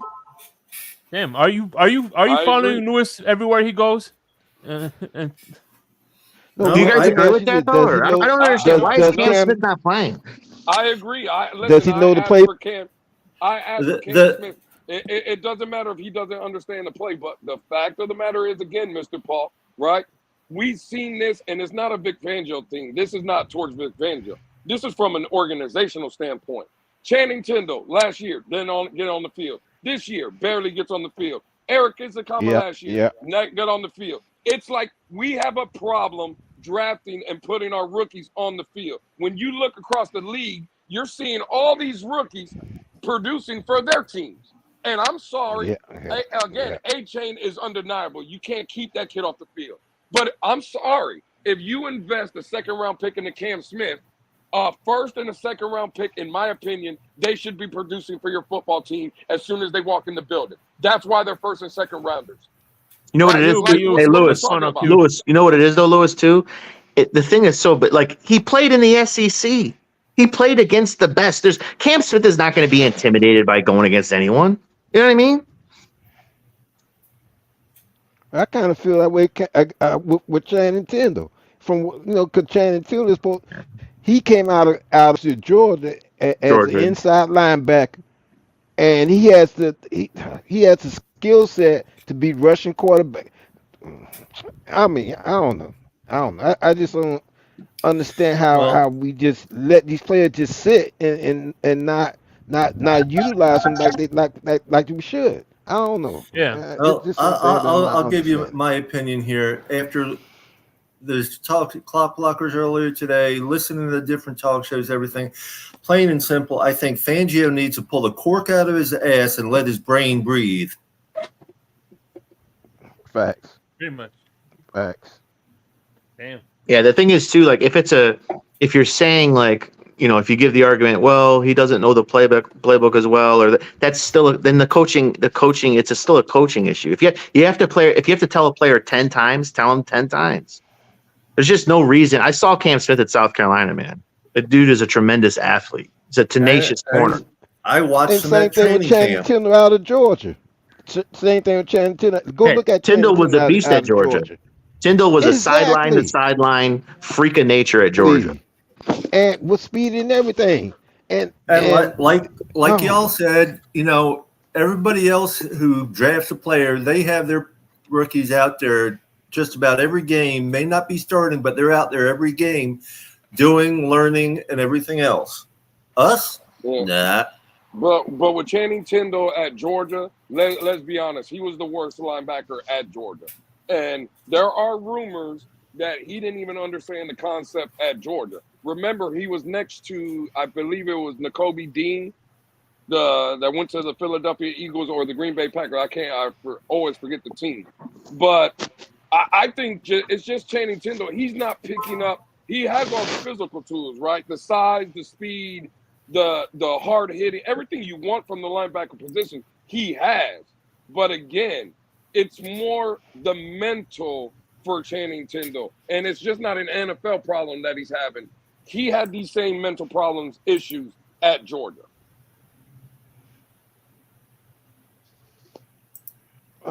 Okay, well, but I never heard about his issues if that's at the Georgia. case, because I didn't need it. I've been hearing nothing but good about him. Look at the national championship game. I forgot where. I would have to go back. I think I tweeted it out once I seen the clip. It is true. Nakobe Dean, there was one assignment you see Channing Tindall missing. Then on the very next play, they're getting lined up, and Channing Tindall was waving his hands like he don't understand what he's supposed to be doing. And then on the very next play, they coming out of like their little mini huddle, and Nakobe Dean is pointing to a certain area, telling them, hey, you're here, from what it looks like. Obviously, you can't hear, but it looks like Nakobe Dean is telling them, you got here, this is your assignment, blah, blah, blah. I mean, it's well documented. Listen, again, it's nothing physical with Channing Tindall. It's all mental. So, it is what it is. Mm-hmm. Hopefully the kid gets it. Yeah, I hope he does. Because, man, good. What I've seen on the replay really got me concerned with our defense. Because Tua is balling, man. He really tried to he did his best. That he did the best that to bring us back. But man, like I said, the defense just wasn't there, except for Van Ginkel. Van Ginkel was the best defensive player playing in the game against the Bills. Van Ginkel's been balling out all year. Well, really, he's been balling out since in Wisconsin. To tell you the truth. Well, but this year has been his best year, and we need Yeah. more guys like him. Mm-hmm. And I'm not seeing much from Chubbs. Unless there's something wrong with my glasses, I'm not seeing too much with Chubbs. And he's supposed to he's supposed to know Fangio's scheme coming from Denver, if I'm not mistaken. Yep. Yeah. Well, That's right. If I mean, we're going to what's be going honest, on with him? he's just underperforming. If we're going to be completely honest, Oh my you know, goodness. he's been a failure. Again, let me not say failure. He's just been for what we gave up, a first round pick, and what we're paying him. He's, I'm not ready to use the word bust quite yet, but he's just not living up to par, Q. No, he's Exactly. not. Like it is what it is, And also David Long. I didn't see much of David Long neither. And Christian Wilkins, if you want to get paid, Christian Wilkins, you need to step it up, man. Cause good grief. Hey, but by the way, let me welcome Q. What's going on, man? What you got on this? How you doing? What's up, everybody? What's up to the panel? Shout out to the chat. What's up, Q? Man. What's up, Mounty? Yeah. What's up, Mounty? What's up? What's good, y'all? I mean, everybody feel the way they feel. So right now, there's blame on Vic Fangio for sure. And for some of the players, I'm hearing King Amicus called, to put on the field. Listen, there's some players that they play great in college and come to the NFL, they don't translate well. They might need a little time. I think when it comes to coaching and their evaluation, that's one thing we have to trust because they're there with the players and they see them every day. And yeah, man, and people, the fans, especially Dolphins fans, coming for Vic Fangio and the defense, I think it's all well and right, all well and good within their right because it has been a atrocious performance, especially against the Bills. But I think every week it's gonna get better. I really think that. I really do believe that it's gonna get better. You're gonna need to have to give them time. But what I saw in the Bills game, man, there was no adjustment, which is really hard to defend Vic Fangio right now because he really did not adjust to the game. There were no in-game adjustment. There were no personnel adjustment. You had one guy being beat all day. Exactly. And, you didn't adjust, to that one fact. To that one fact that one guy, the rookie last year, being beat all day, and you had supposedly your best DB. Yeah, but I understand the anger and the frustration, but calling for his head, nah. It's unrealistic. I'm not calling. I just want to say something real quick. Let me say this real quick. One thing I'm glad you said about adjustments. Believe it, be calling for his head. You know what? You just made me think of this. Q was about not making adjustments. You look at Bill Belichick, right? Look at the Patriots defense. They had a rookie cornerback, Christian, whatever his name is, right? And as a matter of fact, they traded for J.C. Jackson. They took on a big contract, which they didn't want to because they needed a cornerback that bad. And the first half, we were slicing and dicing New England, sort of. You know what I'm saying? We're moving down the field with no problem.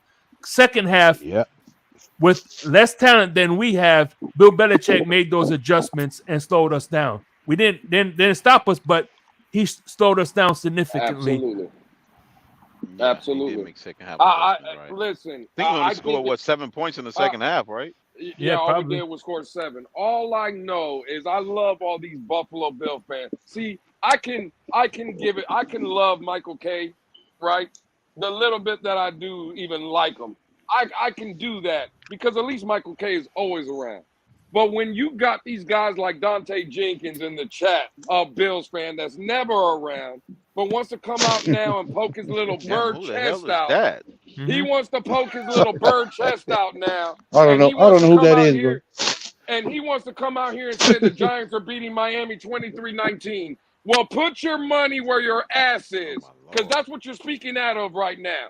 I got anything you want to bet, Dante Jenkins, or that the Miami Dolphins do not lose to the Giants 23-19. So you can be the little chatty patty warrior in the chat if you want to, but put your money where your ass is, because that's what you're speaking out of right now.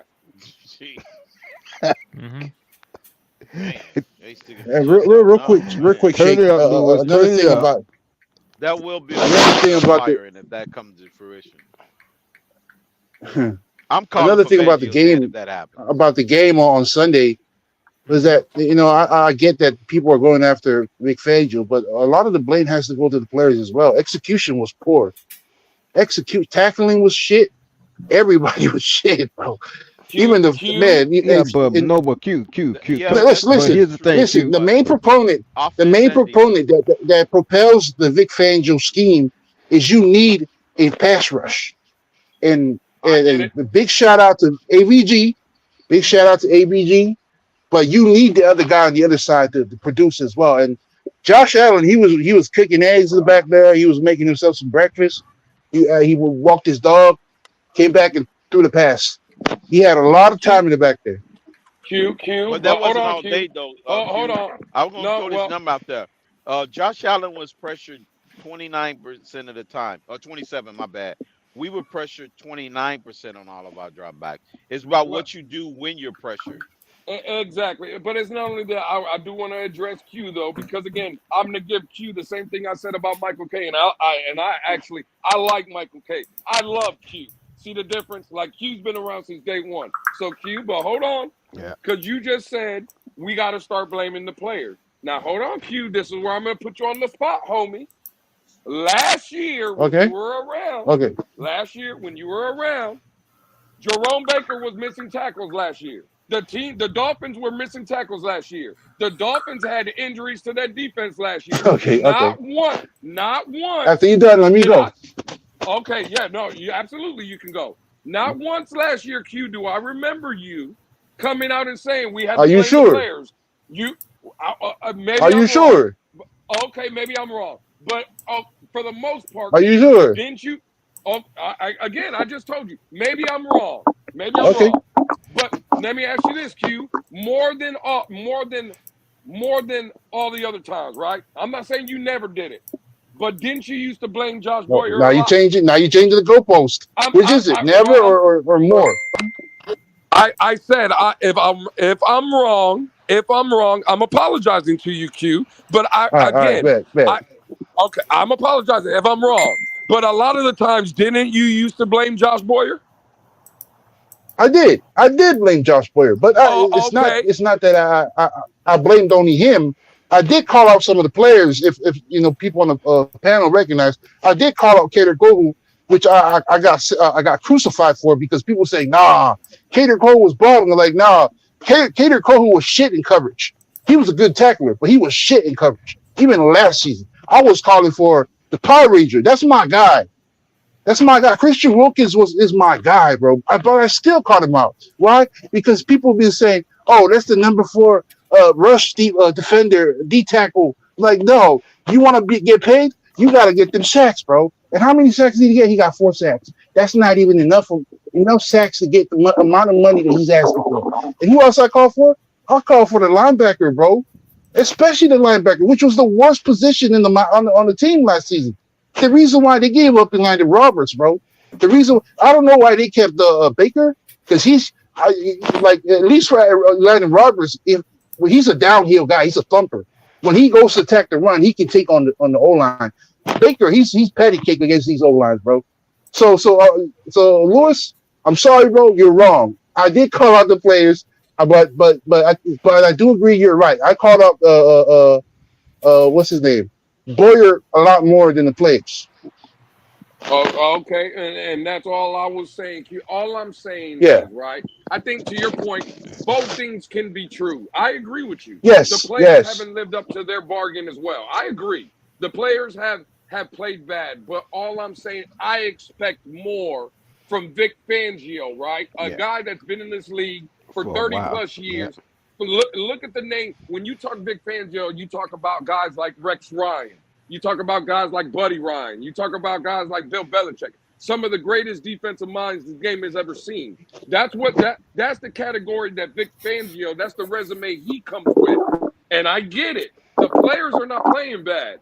But if Josh Boyer was getting blamed, Josh Boyer don't have the resume that Vic Fangio has. Vic Fangio has to get this thing turned around. He has Right. to. Right. Right. And not to And I mention, I've would also called for. I'm not a proponent of Chubb, bro. I've been saying this. I've been saying this. Chubb is trash, bro. Even when the Dolphins brought him in, I'm like, yo, this dude is trash, bro. I've seen him play.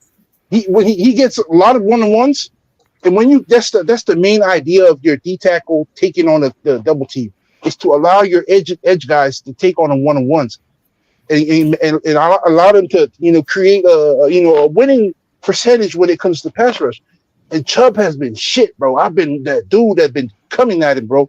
Chubb ain't, his pass rush is it's so boring, bro.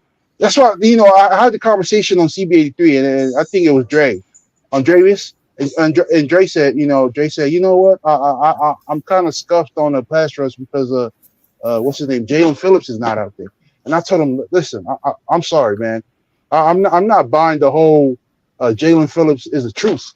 And I'm not saying ABG is the truth either, but I'm saying when he's out there on the field, he's producing, and the guys around him, they're producing the wavelength as him. And so, yeah, man. But still blame to Big Fangio, right? But I'm gonna say this to all you Dolphins fans, man. Give it time, man. It's all you got. It's all you got, man.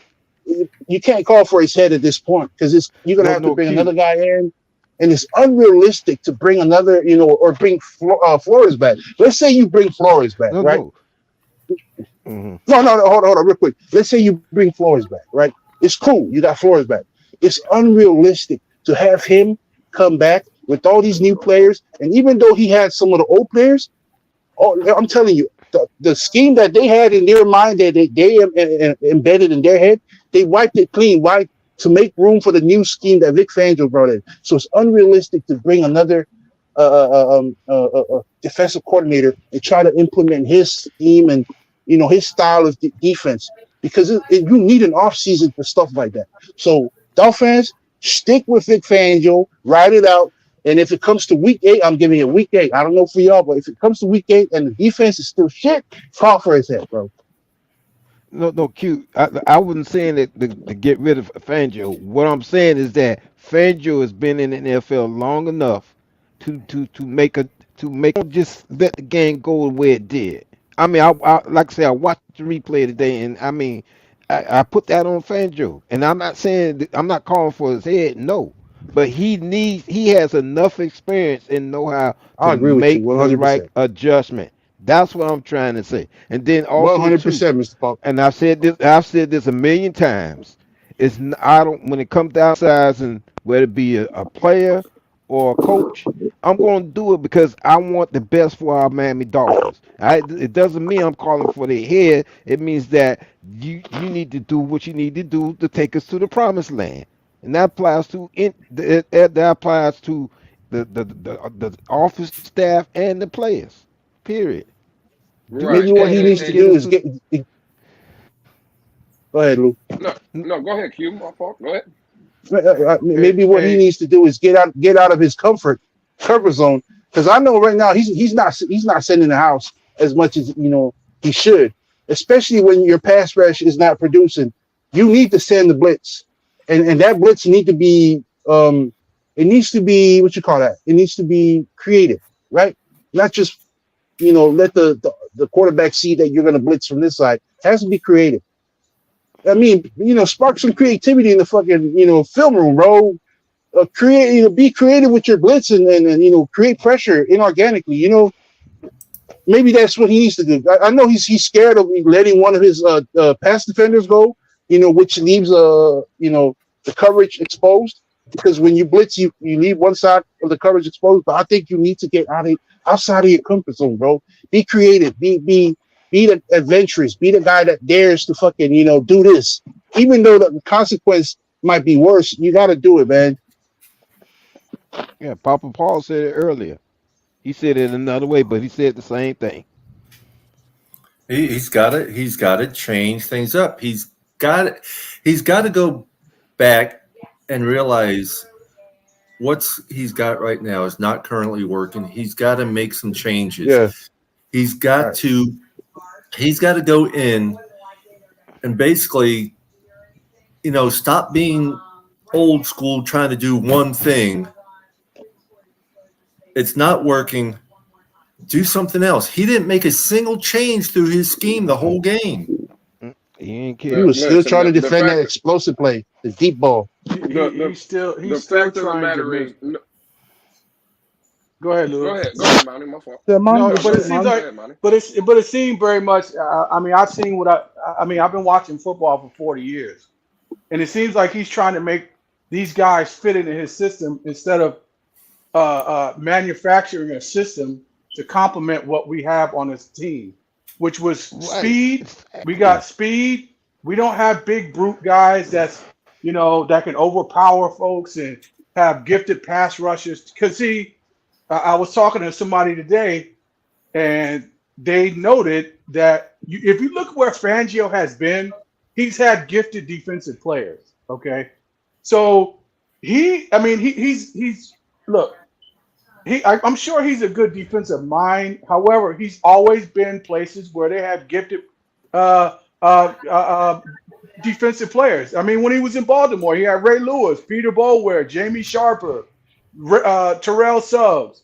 San Francisco, Navarro Bowman, Patrick Willis, Haloti Ngata, Khalil Mack in Chicago. Like all them other guys, he's had talent there. So what it is, he needs to manufacture a system that complements what we have and get out of what he's used to doing, because it's not working. And that's a great point, Mounty. I listen to the players you just rattled off. So I'll pose the question, right? Like, is it Vic Fangio and his scheme, or did the players around him make that scheme? Like, which one is it? Bingo, Lewis. I didn't want to say that, but you said it. Good question. And again, Hey, to Q's Shake, point, Shake, right? drop the link for EM. And to Sorry about Q's that. point, like, I get it, Q. We do have to. No one's calling for his head. I want to make that very clear. At least me. I'm not calling for the man's job. But when I hear this, well, you got to give it time.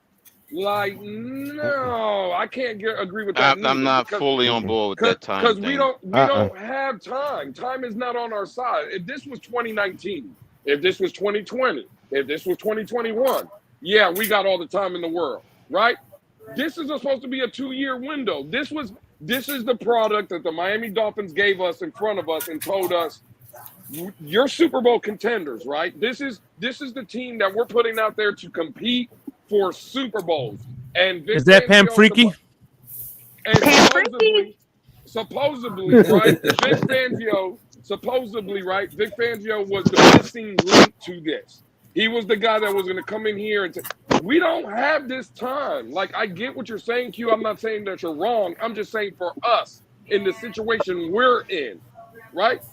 This is a 2-year. We don't have time to sit here and wait and see if it develops. Nah, bro, you got to come in here and you got to make it work.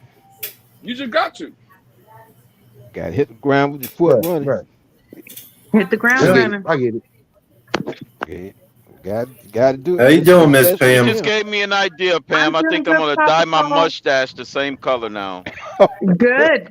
Check out all this hair, man. I've got Shake Money's spoon. I'm stirring the pot. I got on my chef's hat. I'm cooking up a recipe for a Dolphins win. And yeah, so I got on. I still have on my apron. I don't have Lewis's apron on right now. I got to actually wash that because I use that regularly, Lewis. I just want you to know. I appreciate that, Miss Pam. It's got cooking stuff all over it. Well, that's when you use the cooking folk apron, that has to have cooking stuff on it. Has to have cooking stuff on it because that's cooking stuff. And I would love to see your hair, Crypto. I would love to see you this color. You know, you'd look like Mark, NorCal Dolphin. He's had his hair aqua and his beard orange for years. The dude is committed. Hey, by the way, speaking of, we got a legend in the building. We got a legend in the building. Other than me? Yeah. Other than you, he needs no introduction because he is one of the original OGs of the community. Hey, Shake, who you talking about? You talking about TD Chris? Who's that? No, sir. You already know. Who is that? You already know what time it is, baby. You already know. Salute, Shake. Salute. Always respect. And Lewis, you's always a hoe for that, bro. Always. Hey, Shake Money. Hey, Shake Money. When you said we had a legend in the building, I thought you were talking about Dudley Do Wrong. My fault. I'm sorry. I didn't know. My bad. You thought he meant me, Lewis. That's what you thought. He meant me. I see you, Miss Pam. I see you. Hey, I love the hair, man. I'm digging the hair. Thank you. Yeah, it's nice. That's what's up. That's what my husband said. He likes his hair. Well, listen. Shake Money gave this great introduction to this legend, right? I wouldn't go so far as legend. I would say he's a guy in the community. You know what I'm saying? He's a guy. But let me put this so-called legend on the spot. EM, what is your opinions and thoughts of Vic Fangio through 4 weeks? Okay. Wow, really, Lewis, like that? He's going for the bone. He's going to the bone. Okay. Hey, man, you know me. I don't bite my tongue for nobody. I don't sugarcoat anything for anybody on this earth, right? Anybody that knows me, they know how I move, right? So with that being said, bro, it's disappointment for sure. We had this talk. We've had this talk privately, not only with Lewis, but multiple people privately, bro. It's disappointment. And, I waited till the 4th game of the season to really kind of, highlight some things that I'm seeing and, kind of compare my notes with other people's, to what they're seeing through 4 games. And because I think 4 games is enough of a sample size where you can start to highlight trends, right? Whether good or bad. And, I'm not digging, Vic right now. Not so much. It's not time to hit the panic button, but I expected more. I definitely expected more considering the talent level on the defense, considering we've seen the same cast of characters, and this is an upgraded version from what we've seen in the past, right? We've seen this same cast of characters be productive in a different format. Now, I know philosophically there's differences between Fangio as well as Josh Boyer / Brian Flores. I understand that. But it appears right now that previous scheme that people criticized and, wanted to, get rid of. And I hate this fucking zero blitz. Pardon my language, Ms. Pam. But people wanted to get rid of that whole philosophy for the last 2 years. And the way things are looking out, I know it's only the 4th game and we do need to give, Vic Fangio a little more time. I mean, 4 games is not enough of a sample size to really, start really calling for his head, but it's not looking good. The defense is looking extremely bad. This is the worst defense, the way they've looked in 4 games now. Now, again, we got so much more football to have to play, but they're looking bad right now. And compared to his predecessor, I mean, he's definitely going to have to make some changes. Listen, he might not have the personnel that to his liking, but all good coaches, they create a scheme, they implement a philosophy that best fits the talent that they currently have. And it just in 4 games and 4 weeks, he's not doing it. That's Say it exactly what I again was for the saying people in the earlier. back, EM. Say it again for the people in the back. You got Yeah. to Listen, adapt to the players you have. Tell them absolutely. again, EM. You Hey, said listen. it. You said it best, Pam. Hey, EM, I don't like the talking what ifs, whatever. But dude, can you imagine what Bill Belichick could do with this fucking defense? The talent he has with this defense. Oh At the end of the day, man. at the end of the day, look what he did. Look how he slowed us down with the scraps he had in New England. You may not like him, but at the end of the day, and look who else what he had was as able to rookie out do. there? Hey, Shake Money. Yes. You've been listening to this legend for a long time, right? You've been listening. 5 years, to man. 5 years. 5 years. It's been a long time listening to this legend, right? Yes. Don't he sound a lot better now since he started hanging out with certain individuals in the community? What individuals are you referring to? I know you don't put your. I know you're not putting yourself on that list. You know what? Hey, you know what? I know you're not putting your name on that list. Hey, you know what? You know what, legend? I can show you better than I can tell you. Yeah, look at that face. I have Love no that idea face. who that is. I have no idea who that is. That's the legend Lewis right there. I just have to say, Lewis, don't you understand that you hang around a certain group of people, they bring out the best in you, and then you develop as a person, you develop your thoughts and everything, and you get better, right? Miss Pam, listen. That's why I asked Shake Money, because I've been listening to this legend for a long time as well. But he's gotten better. I ain't gonna lie. For about a year and a half now, this dude's been on point. Only a year and a half. Oh, okay. Only a year and a half. That's funny. That's funny. That timeline. That timeline adds up to when right around the time when I first met him. So fuck out of here. Isn't that interesting, Ian? Isn't that interesting, that timeline? Absolutely. It's ridiculous. Absolutely ridiculous. Well, Listen, I have to say this, but I remember a couple of years back, he used to give TD a hard time because I remember popping in his shows, and man, you giving TD a hard time. But it was all 60-40, good Mr. though. Paul. It was all good. Mr. Paul. Hey, It was all good. Mr. Paul. Hey, I keeps everybody in the chokehold. I put everybody in the chokehold. You already know that. Everybody know me listen to me long enough. I don't discriminate. I've been in that chokehold a time or two myself, Ian. I know that chokehold is like right around. Miss Pam, I would never attempt. Never. Mr. Paul, listen, I'm a big boxing fan. I go by the scorecard. I got it 60-40 TD. Nah, I just put a percentage. I don't even know who this. Who is this TD guy? Y'all refer. Hey, listen. I don't know who that is. As far as EM versus TD, hey, listen. As far as EM versus TD, I'm gonna quote the great LeVar Ball. Never lost. 100%. But I don't even know who the TD guy is. I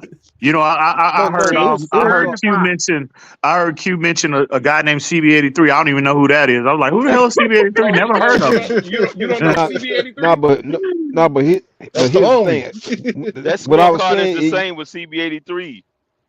No, what I was saying with Ian is that they both had difference of opinion, and they were both strong on their opinions. Ian had his opinion that he stood by, and TD had his. I wasn't saying that they were going at each other in a bad way. It's just that they stood by their opinions.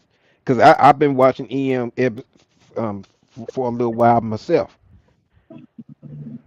You're just like you're the bridge that bridges everybody together, because I have different opinion with just about everybody on this panel. Not all the time, right? Not all the time, but that's okay. That's okay, because I don't need anybody to agree with me, but and I do learn from people with their different opinions. Sometimes I'm like, you know what, they're right. But Mr. Polk, you're like the bridge. You bridge all of us. You're absolutely. Shout out. That's why I want to go shout out.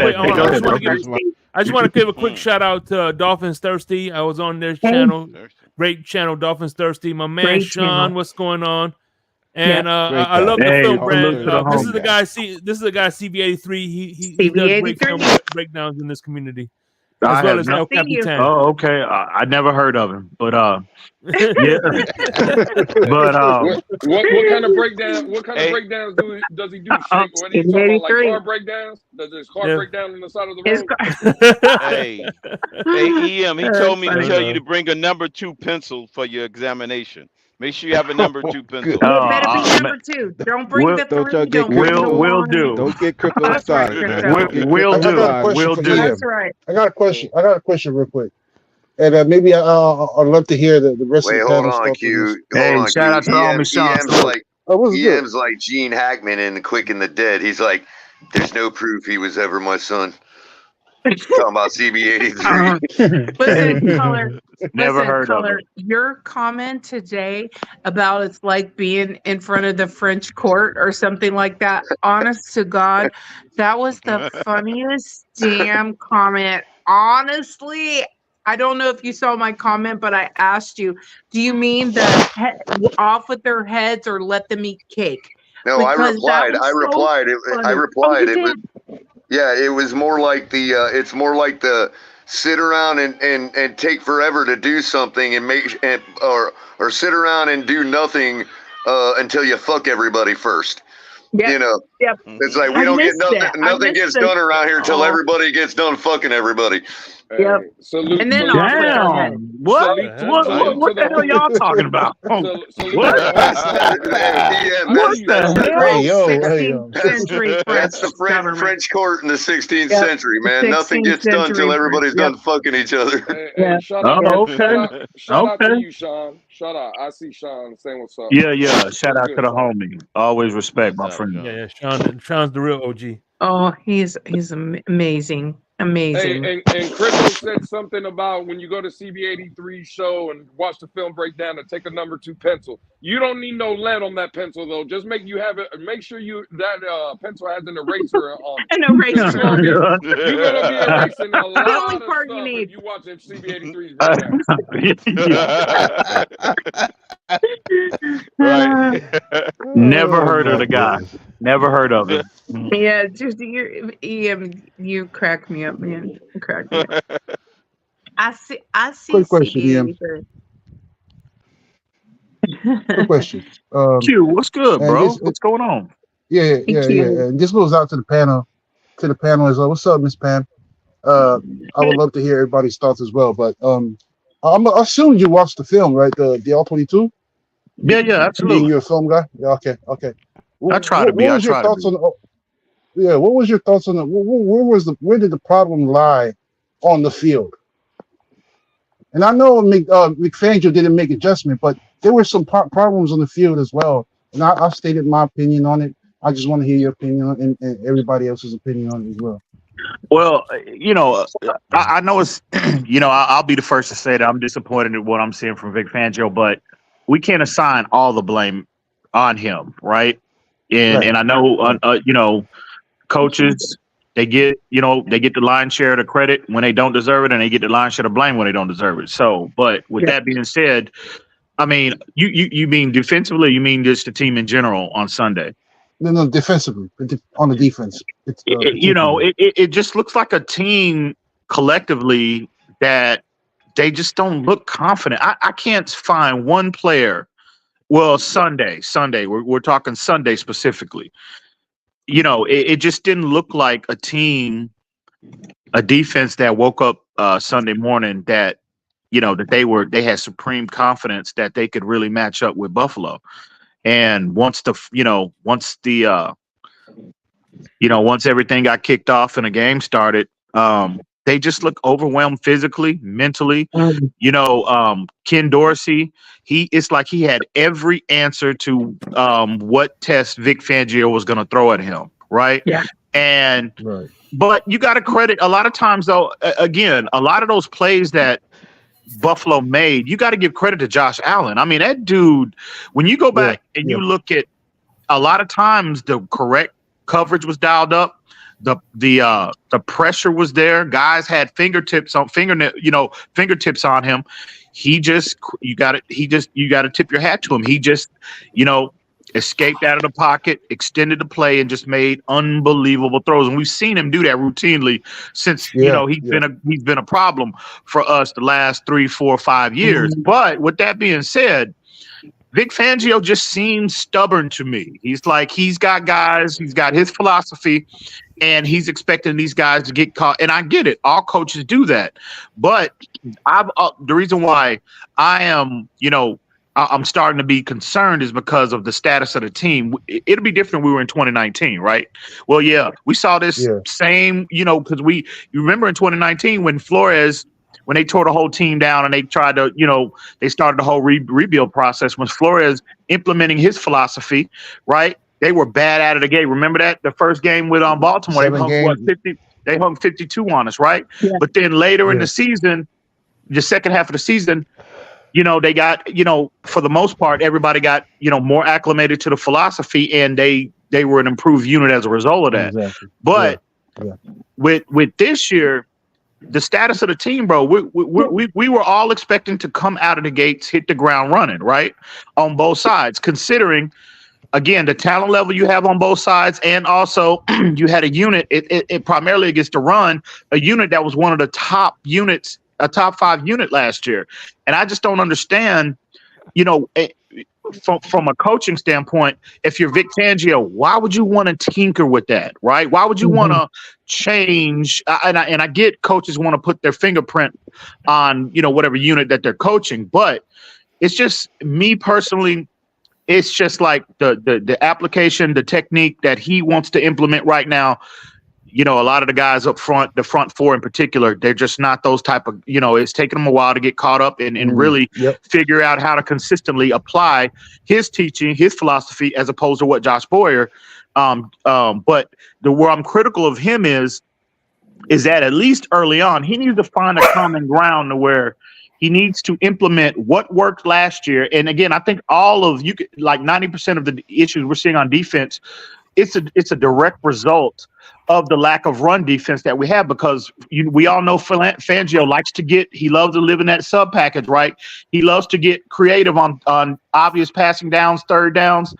But you can't get creative. You can't start to really implement disguise and things of that nature until you force teams into third and long situations, and they're just not doing that on first and second down, bro. Well, EM, and real quick, EM, to see that when you reference the 2019 season with Brian Flores, I think there's 2 things for me that stand out specifically that I would say are different. Maybe even 3 things, right? The talent on defense on that 2019 team, there's no comparison. I mean, I don't care, again, if the players don't fit this scheme. The talent that this team has defensively, you can't compare that to the 2019 team. That's number 1. Number 2 is, again, Brian Flores, he had been a coach multiple years in New England, won Super Bowls, learned from arguably one of the greatest defensive minds ever. But when he got here in 2019, this was his first year as the guy. Whether he was the one calling the defense or whatever, he was just a first-year head coach. This guy, Vic Fangio, bro, he has 30 years of experience. And again, this is not a Brian Flores. This is not a Josh Boyer. This is a guy that is regarded with the Dick LeBeaus, the Bill Belichick's, the Buddy Ryans, right? That I can't give him no time. Now, again, I'm not calling for the man's job, but no, I'm tired of hearing this. Oh, it's a small sample size. This. No, bro. The expectation is this is a 2-year window. This team is ready. Whether we like some of the offensive weapons or offensive linemen, or we don't like the linebacker, every team has holes. The fact of the matter is, we were sold that this team that's on the field for the Miami Dolphins in 2023 was a Super Bowl roster. It was ready to compete. And Vic Fangio was one of the missing pieces. That's all I heard. He has to fix this, and I'm talking about yesterday, not today. This thing should have been, again, I'm not asking for what you might see from this defense in week 14, 15. I get what your point is, but we can't have what we've seen so far 4 games in. Bro, this is unacceptable. But I will say this, though, Lou, you do need time for players to really get accustomed to what you're teaching them, bro. I mean, you can't, as easy as it might seem and sound, no, bro, you need time, right? But again, I understand your frustration. I'm with you. But Where I'm critical of Vic Fangio is this. I know his style of play, right? I know his style of coaching. I know philosophically what he likes to do. And in particular, that's why I'm highlighting the run defense, right? And we talked about this before the season started, Lou, if you recall. When you're talking about techniques that are applied up front, I know, again, in a two-gap format last year, we had the fourth-rate run defense in all NFL last year. A gap and a half. If I am Vic Fan, this is where I'm critical of him at, right? Why would you tinker with that philosophy when, especially when because I find that very difficult to believe that they just, from the first game of the season, they just figured out that the the principles that you're preaching now, that you're teaching now, is not working. Can I say something on that point? Go ahead. What confuses me is that we got 3 wins. We had some problems on defense throughout the way. We overcame them, because they were kind of not inferior opponents, but the type of opponents where you could say, okay, new guy, new system. He's got a tinker. It's going to look bad, but our offense, we did enough that our offense was still able to overcome, right? Yeah.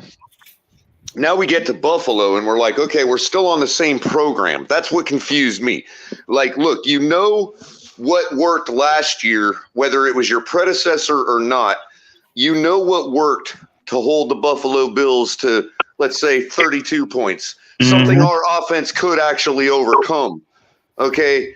And I just don't understand the treating the game as the same as anything else when you had a key that would have been successful to get this game in the bag, given what could have been gained on the back end, 2-game lead on Buffalo and all that, and then resume your new stuff and tinkering on your way in with the Giants and the Carolina Panthers. You see what I'm saying? That's just the only thing that confuses me. He needs to find a common ground to where he's applying what worked last year and right.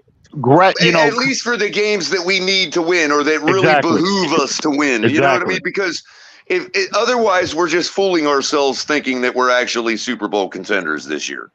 I don't mind giving the guy the time, but let's not pretend that we're actually contending if that's the case, bro.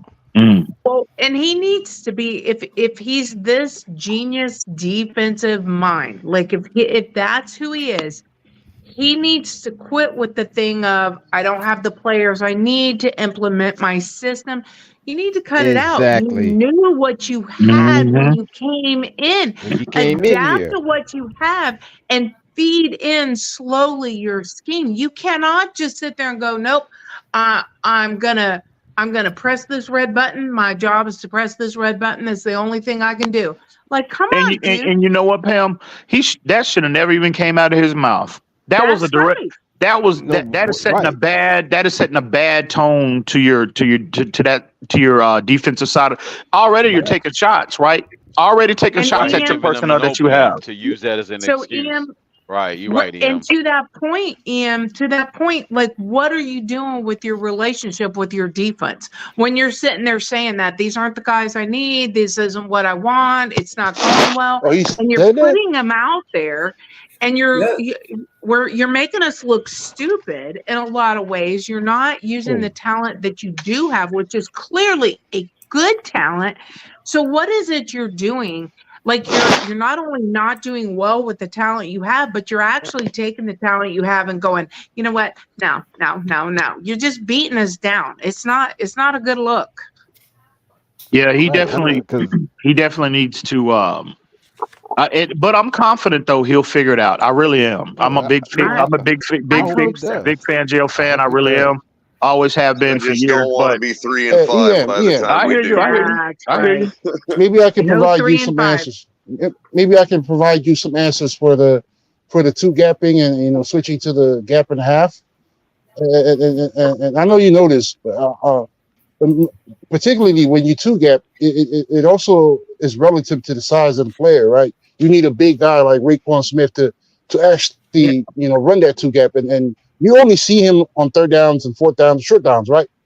Or short down plays. But mostly you see these short dudes, which is well, I don't even want to call them short, but they're shorter than Raekwon. But these short dudes like Christian Wilkins and Zach Sealer, which are not as big as Raekwon, And so maybe you wouldn't ask them to cut, for gap control, and then to ask them to do two gapping, right? Maybe you would ask them to do a gap and a half because we've of their already seen him size. do it. We've already seen it. He's been in it. Hey, Color, don't you have somewhere you got to be? Raekwon Davis has been in. Oh, I do, don't I? Mm-hmm. Raekwon. I'm only 2 minutes late. Thanks, Jake. Raekwon Davis has been in that application for his in Alabama with Nick Saban, and it carried over with Brian Flores, and we seen him in that. We seen him in that format. Yeah. This is where he struggles at, right? Getting off the, if you understand what's required of 1 and 1.5 gap, application is that it requires penetration. It requires guys getting, being quick and they exploding off the ball and getting leverage advantages on the interior lineman. That's not Raekwon Davis's strength. Never has been. But I can understand if the run defense with this new application, if the run defense hadn't, it's pretty much the same, or we're getting the same level of production, but we're not. We're bottom of the league in run defense. And I don't give a damn about Jalen Ramsey and all these other guys coming back. Exactly. You want to see more bro, it's not going to make a difference if they don't address the run defense, bro, because everything is predicated off the run defense. Everything Fangio wants to do on third down is predicated off forcing teams on first and second down into third and long situations. Period. Maybe he should switch up the base to 3-4 because I'm seeing a lot of 4-2-5. Yeah, absolutely. I said that the other day, Q, and that's a very good point. I want to see more 5-man lines, bro. I do. I want to see more base. I want to see 5-man lines, 2 interior linebackers. I want to see that because, again, you have to stop the bleeding. And I'm telling you now, bro, Philly, and again, we can beat up. I don't agree. I don't know if, I don't agree with Big O a lot, but I do agree with him on this. Like, he's been, I don't know if y'all been listening to him lately, but he's been absolutely blasted. Really, the staff in general, Mike McDaniel included, but definitely Vic Fangio. And he was saying about how, we can beat up on the lesser tier teams. This year in 2023 is not about beating up on the lesser tier teams. This is about establishing yourself as one of the top 4 teams in the National Football League based off the talent level that you've assembled. I agree. And I don't agree with him on much, but I do agree with him on that. And I want to see more 5-man lines from him. And again, Fangio is just going, bro. He's just going to have to, he's going to have to alter some things, bro. And if it goes against your core, if it goes against your core fundamental principles, so be it. At least for this year, temporarily in the year 2023, and you'll have all of next season, all of off season in 2024 to acquire the players and re-implement what it is 100% what it is, you want to implement it as a defense. But as of right now, bro, this year. You have to do what's best for this year. Hey, by the way, real quick, Shake. Salute to EM, salute to everybody, salute to you, Shake. Appreciate you for having me up here. No, I gotta get out here, bro. Y'all have a good day. Hey, Q, salute, bro. Always respect, bro. Be blessed, brother. All right. Take care. Hey, TB83 says, has anybody considered that this defense we put out was Sunday was pretty much the same defense outside of David Long and Elliott and Cam Smith? I don't care who they have. I don't care who's coming back. I don't care who hasn't played. If they don't address this run defense, it will not matter. Exactly. You got to stop the bleeding. Right, you got to, because you've been bleeding since the first game. So you can talk about all these other players, but you got to stop the bleeding. I mean, I don't have much football knowledge as some of you guys, but doggone, your eyes can show. You can see some things with your eyes now. Mr. Polk, you get it. What you're saying is right. Come on. What you're saying is right. By the way, Joe Riss with the $5 donation, tracing back the name of Fangio. Its roots are from Italy. Translates to overrated. Damn.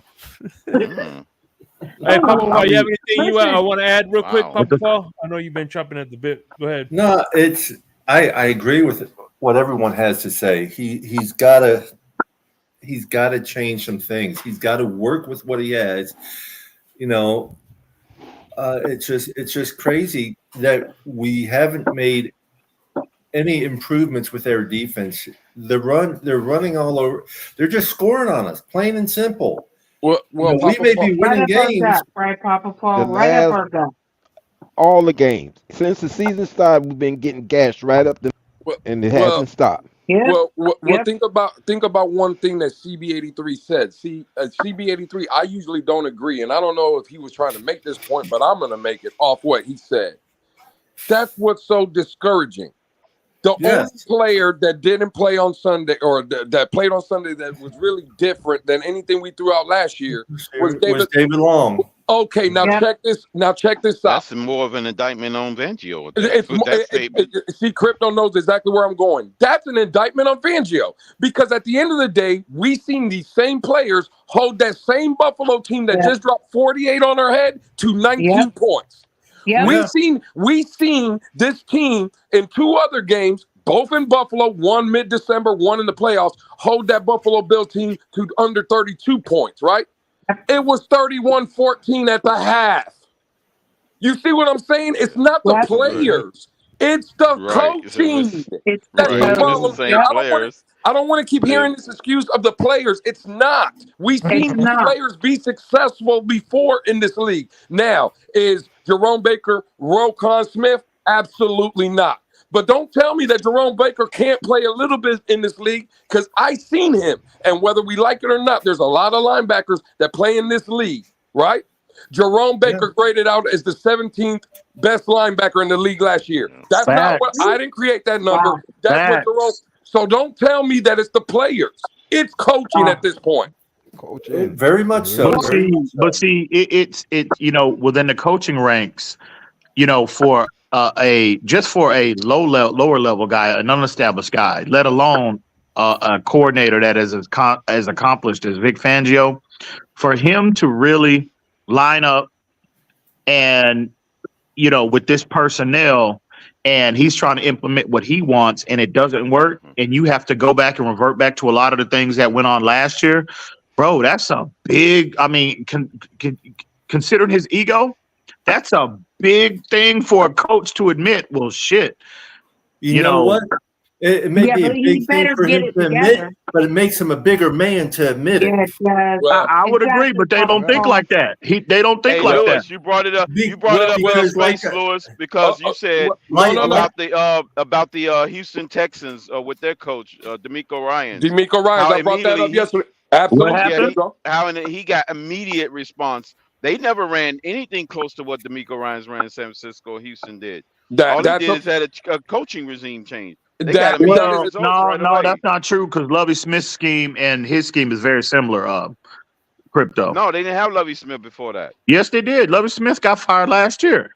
Yeah, Lovie Smith was there last year. I'm just saying from a Crypto, I don't care about the scheme. I'm just saying when this, Vic Fangio has to learn. I'm coming from the perspective, the only reason I brought up D'Amico Ryans, right, is because D'Amico Ryans went into Houston. Not only is he really the D coordinator there, right? He's the one implementing that system. But at the same time, he's also the head coach. That man didn't know his players in Houston. That man didn't have to get used to his players in Houston. That's what I keep hearing. Well, Vic Fangio needs time to adjust to his players and stuff. No, you don't. That's crap. That's right. That's what the whole offseason is about. Yeah, especially a guy like Vic Fangio. And hold on, because I did want to touch on something Ian just said, right? With Vic Fangio's ego, this is what, again, I love situations when they arise like this, because this is what I hate most about our fan base. It's the hypocrisy that is in it.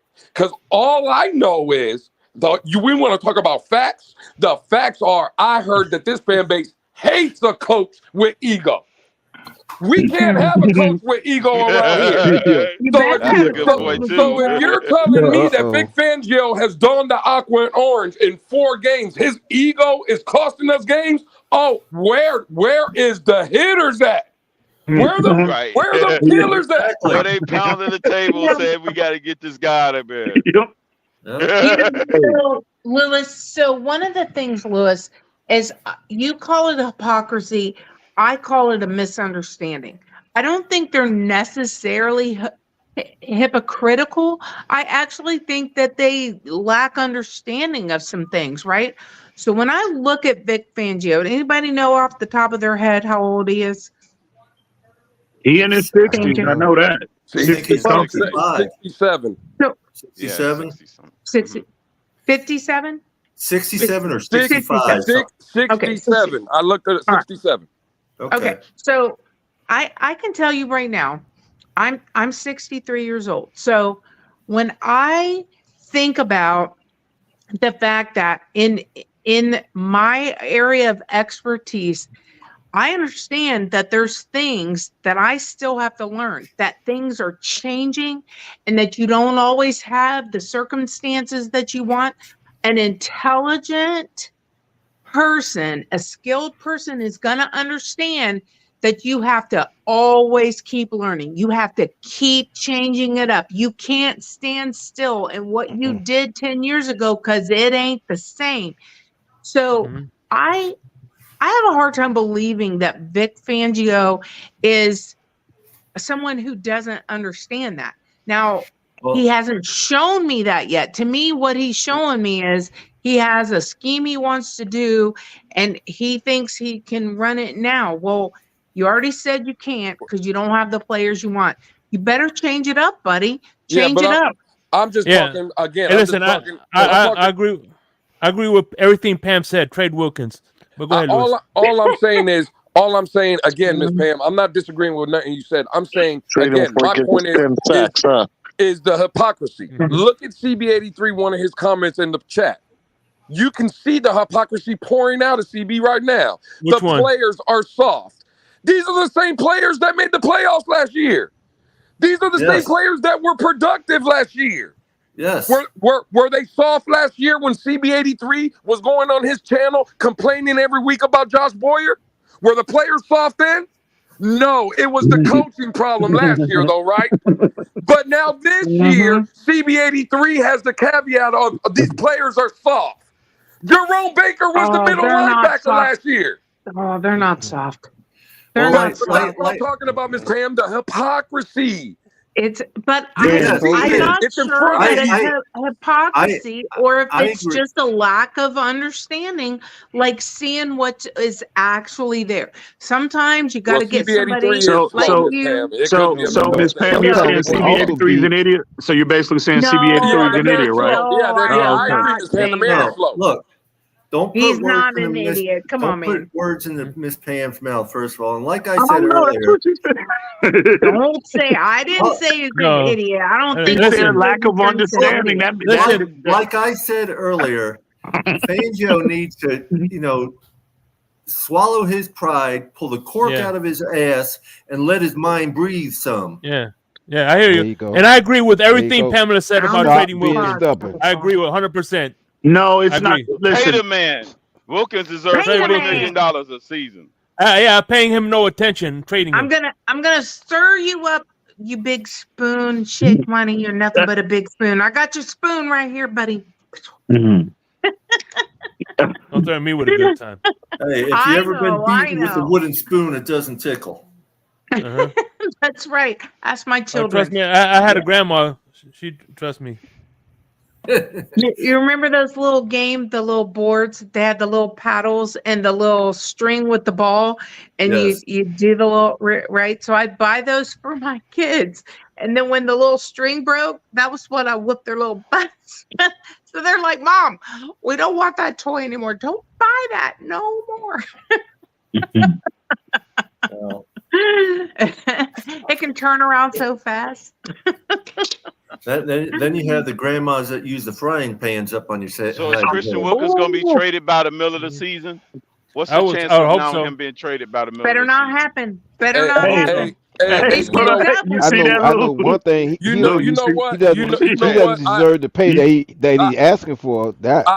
I feel. I hate to pull this card right here, but sometimes you got to pull the card because Roger put it up, put it up so everybody can see it. Put it up. Well, yeah, right there, Roger Goodell's burner. See, this is the problem. When people just talk out their ass and not their mouth, these are the dumbass comments you get. Wow. Because I don't know. I just know I have an open invitation to CB83's channel. I don't need my own channel. You right, I'm small time. But it's funny that this small time boy that don't want a channel He gets invited all the time to other people's channel. I ain't never heard nobody, not even the dude you defending, Goodell's burner CB83, ask for your punk ass to go to his show. I have an open think he's invitation. stirring you. I definitely I think approve he's that stirring the message. pot. I definitely approve that message. I have an invitation to go to the show right now. He's So, just Shake, stirring the I got pot. one question, Shake. Roger Goodell's Yes, burner sir. know damn well. After we win the next 2 games, right, and move to 5-1. Don't worry, I have that with shirt. the- I have that shirt. I have the shirt. I have the shirt with your Gator colors. Don't worry, I got Okay, them all set. but after we move to 5-1 with the shoddy defense we've seen, right, and it's admittedly been so, are we still having this conversation with this much fuel? Or is it because our bubble got burst on Sunday and all the fantastical projections about a perfect season finally went away? Well, hold on. Let me say something real quick. And you know what the bad part about it is?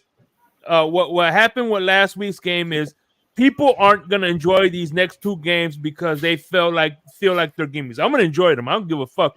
I'm gonna still celebrate these 2 wins. like it's empty But at the end of the day, people aren't gonna celebrate these. these 2 wins because they're gonna feel like it's a give me. I think people are waiting to see what's gonna happen and waiting to see what's gonna happen in the Philadelphia game. I think that's what's gonna move the needle here. Well, I'm going to celebrate these 2 wins because hell, 2 more wins is 2 more wins, and we're 5-1. Well, for me, this year, these aren't NFL teams. They better think again, right? I don't care. This year, they're NFL teams. We given have to Sunday. go out, play them with. That's right, Papa Paul. We have to go out. We have to play them. We have to win these. And so to KP's point, which I thought was a really good point. The thing is we will be upset if our defense is giving up a whole bunch of points, right? Like we're still going to be upset because to see our defense give up a bunch of points when they shouldn't. No, we need to see that progression of the defense that we thought we were seeing through week 3, right? We need to see that. For me, KP, it's not about beating up on the Giants, beating up on the Panthers. No, this is a team that I think everybody was on board before the season started throughout the offseason.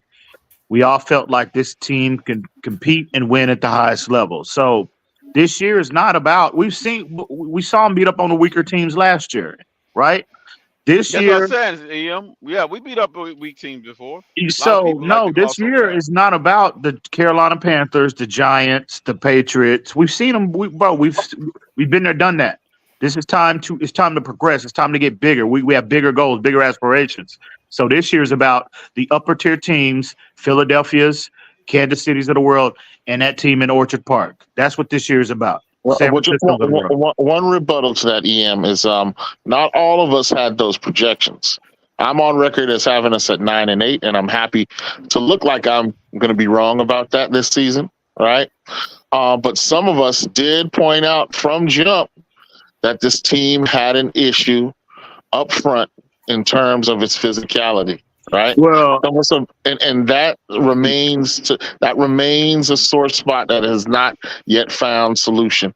And Carl, you talking about correct me if I'm wrong. I'm talking about defensive line.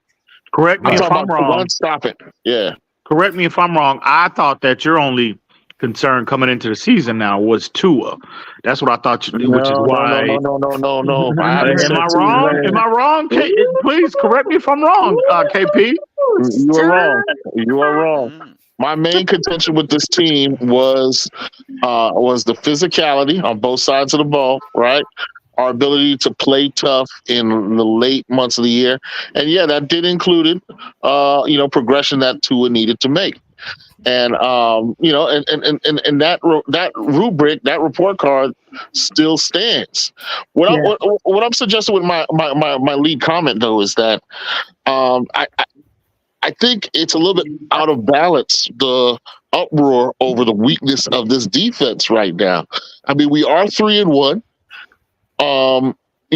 Again, I agree, Papa Paul. We cannot count our chickens before they've hatched, right? The New York Giants and the Carolina Panthers will be playing to win in these next 2 weeks, but by no means should we lose to those two franchises in these next 2 weeks. If we do, we got bigger problems than anything I could ever Right, point that's out. what I would say. If the unthinkable happens, then where are we at as a franchise? So chances are we're going to end up being 5-1, right? Which far exceeds, right, my projection of 9-8. Granted, I'm saying I was wrong. We're better than I projected.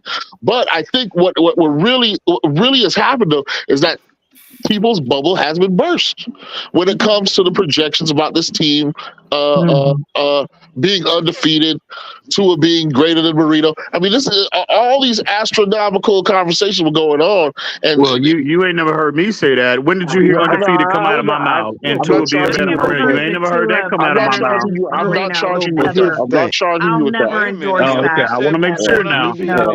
No, but my thing, Carl, my thing is this, and I'm gonna say it again. I watched I just got through looking at the replay of this game, and then the past games I watched. Our defense is being gashed, and then with this game here, it's like I'm gonna be straight. When I watched the game today, it looked like little kids were playing against the Buffalo Bills as far as the defense go, except for Andrew Van Ginkel. And Fangio, and I'm not saying calling for Fangio's head, no, but Fangio should know better. You should know better. You should be able to make the adjustment. You work with the players that you have. That's my thing. It's not about us not reaching our expectation, because we still can do it. But he needs to make some changes now and get on the right track, because we got, like I said, we got Philly up ahead, and I'm not overlooking the Giants and Carolina, because I don't see the Giants guessing as needed. We need to do something about our defense. Fangio need to do something right away. Make the adjustment. Look at some film. Have you been looking at the film of our opponent? Because it seemed like he wasn't looking at the film as far as the Bills go. So I mean, you got to make the adjustments. One thing real quick about Vic Fangio too, what I was very disappointed to hear him say.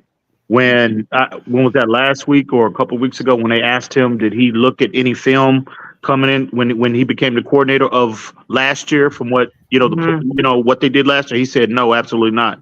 I thought that was very, very irresponsible of him. Irresponsible A, to not, if that is true, can't do that. And B, you made that information public. All coaches study players on a collegiate or when you get a new player, when you take over a unit, they look at what they did previously, because that's your responsibility as a coach, is to figure out how to deploy your players and put them in the most advantageous situations based off their skill set, right? 100%. So that was concerning for me to hear. And also look at the film of your opponents. What's up, Kohler? Look at the film of your opponents. I'm sorry to interrupt, but I just snuck away from League Wide Wednesday. Miss Fins thinks I have a phone call.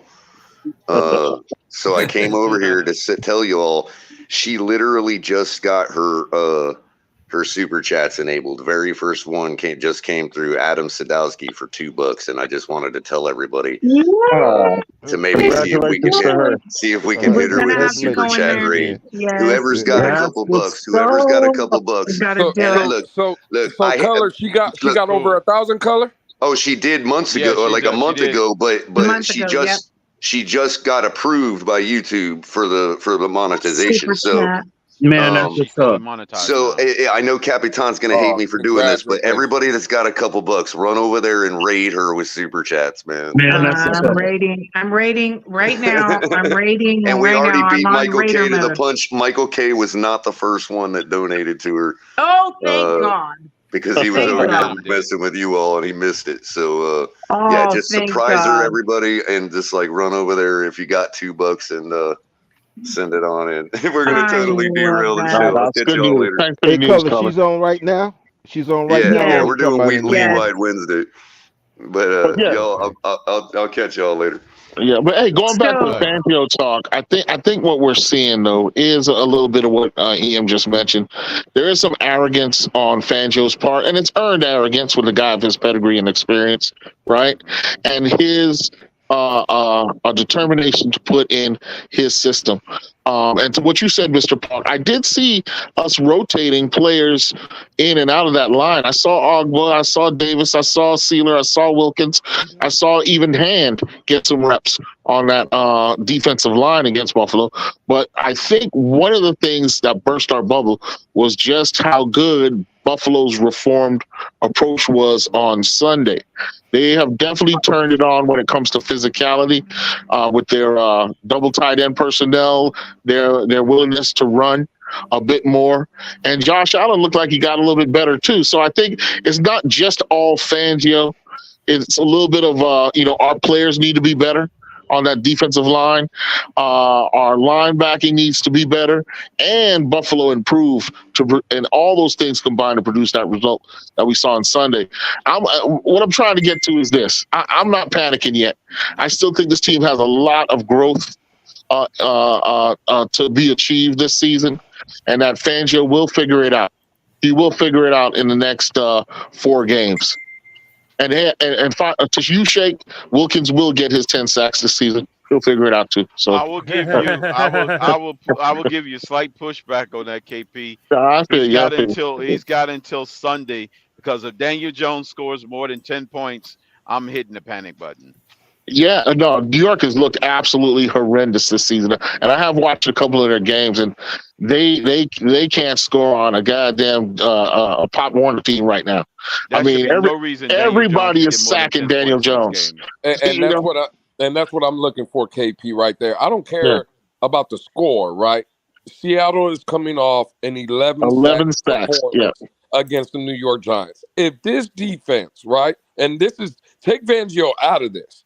Right. If this front 7, right, because I'm even going to throw the linebackers in there. If I don't see at least 4 to 5 sacks, again, cause for concern with Vic Fangio, I'm going to leave him out of this for right now. But just that organic pass rush that everybody said we were going to have, this they have to throw it this week. Absolutely. The Jalen Phillips love and the Bradley Chubb love and Christian Wilkins is supposed to get 10.5 sacks. Like, they better come to play on Sunday. Because there are this offensive line is historically bad in the New York Giants, what we've seen so far. Daniel Jones is having all kind of issues seeing the field. This defense needs to show up, specifically the front 7 of the Miami Dolphins. I want 3 interior sacks from Wilkins and Wheeler. They need to split 3 sacks, those 2 guys. Let me pose this question, right? In terms of, I'm going to address the pass rush primarily right now, right? We've seen this year, when given an opportunity, when they do actually earn the right to rush the passer, right, the pressure level, the sack totals have been inconsistent to say the least, except for one player, with the exception of one player, and that's Andrew Van Ginkel.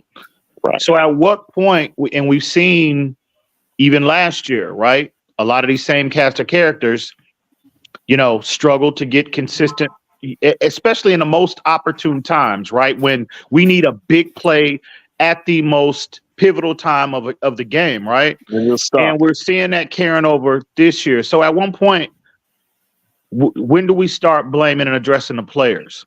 Jalen Phillips, Ogba, Bradley Chubb, Christian Wilkins. I've already addressed Christian Wilkins, but because you got one player, but you've got one player, Van Ginkel, who, in my opinion, right now, I've been on the record of saying this, that, he needs to be on the field, and one of those edge players needs to go to the bench. I don't care who it is. It makes no difference. You can draw straws. You can put names in a hat. I don't give a damn. Chubb or Jalen Phillips, they need to go to the bench and stay there, because Van Ginkel he's your most natural, consistent, one-on-one pass rusher that you have. He's the only one that's doing anything remotely consistent now. So, at what point do we really start to put a lot of these guys under that microscope and start to really critique them a little more. We need to start being a little more detailed in our Like I critique. said, These been guys doing that. just might not be the most gifted in terms of natural pass rush ability. 100%. I mean, I called out Raekwon Davis in the preseason, and I was told that I was a dishonest take, that I was being dishonest. I'm not going to criticize Raekwon in terms of pass rush because he's never been a pass rusher. I'm talking about Phillips. I'm talking about Chubb. I'm talking about Wilkins. I'm talking about all these other guys, Agba, all these other guys. Real quick, guys, I gotta leave. Shake money. Yeah. I'll talk to you Appreciate later. you. I got my show in less than 15 minutes. All right, Papa I'll be with you, Papa. Peace, Paul. love, and fins up, Okay. everybody. No doubt. But here's the thing about organic pass rush from your front four does require interior push.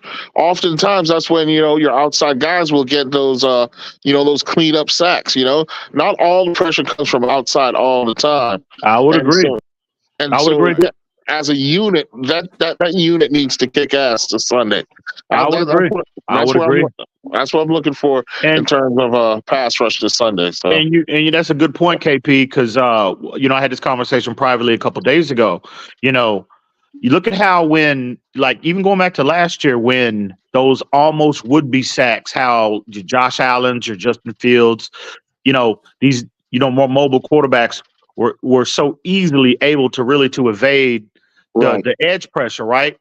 How they can easily step up, right, and really get out of trouble. It's because of that lack of interior push that they're getting, right? And that falls on Seiler, Raekwon, as well as Christian Wilkins. So, at the end of the day, man, this is a different scheme. This is a different philosophy, different technique.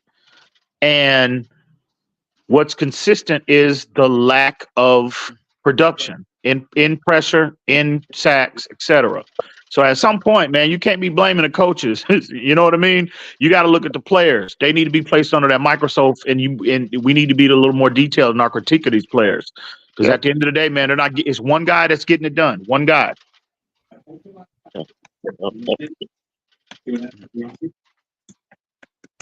Oh yeah, Crypto. Yeah. Congratulations, man. Oh yeah, that's what I was gonna say. The turnaround and the dominance is on the horizon. So wait a minute. Let me get this right. Crypto had no wins coming into this fantasy Sunday, right? And all of a sudden he left with a win. KP, is that what you're telling me? No. Russell Wilson played his ass off.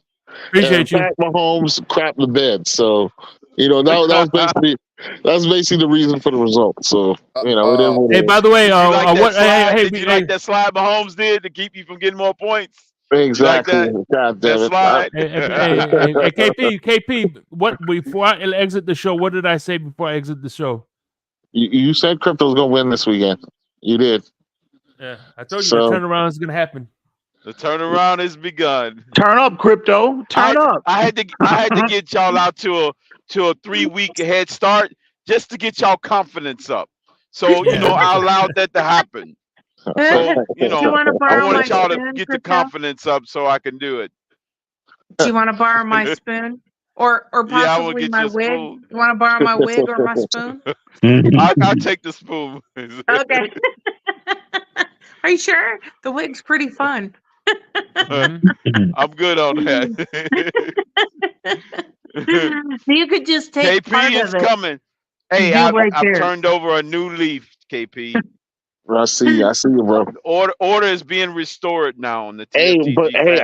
I always told you if your team got a decent quarterback, you would be dangerous with other players on your roster. And sure enough, you waited until you played me to get a damn quarterback. So it's always the way, KP. It's always the way. I know. It's always the way. I get it. But yeah, man, going back to real football, man, this weekend, man, we should be angry. We should be hungry. Our defense should be, ready to eat raw meat.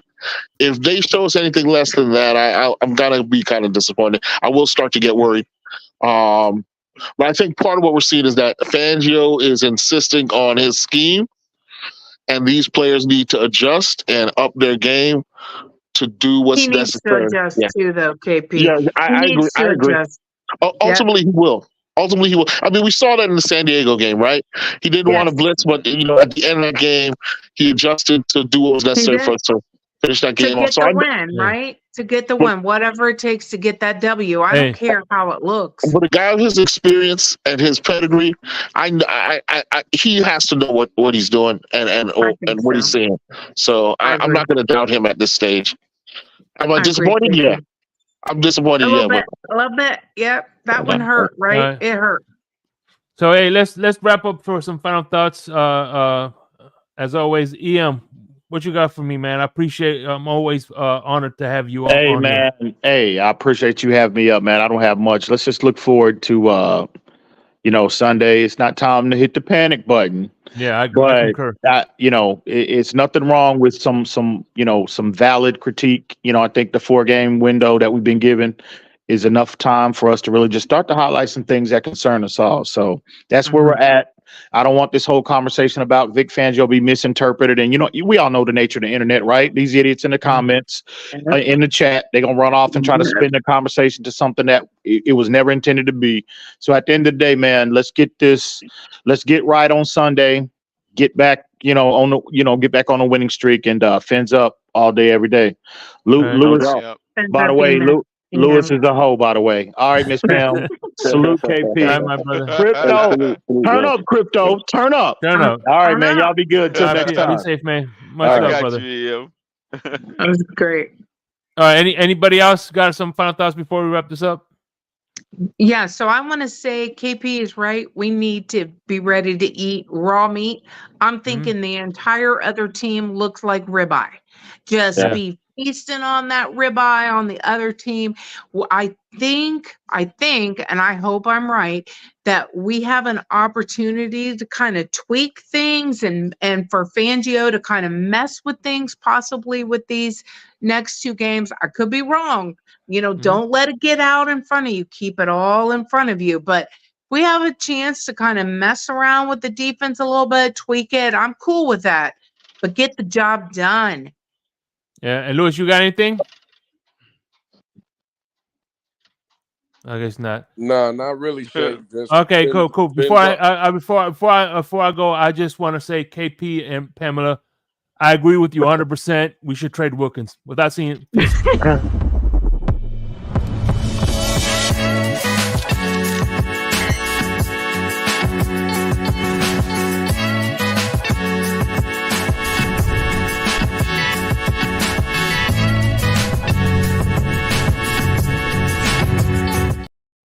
Hold on, we can't end the stream without yet. Mr. Polk, I just saw his super chat.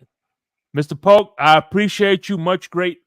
$10 with the $9.99 super chat. You say $10. Fuck it. Who cares? Great Awesome, show, man. Mr. Polk. Hey, man, listen, man. I don't know if I said this enough, but what makes this show is the people who come up and contribute, and especially my co-host that's on here right now. I got number of love for you guys, man. Much appreciated. We out this mother. Salute. And like I said before, trade Wilkins.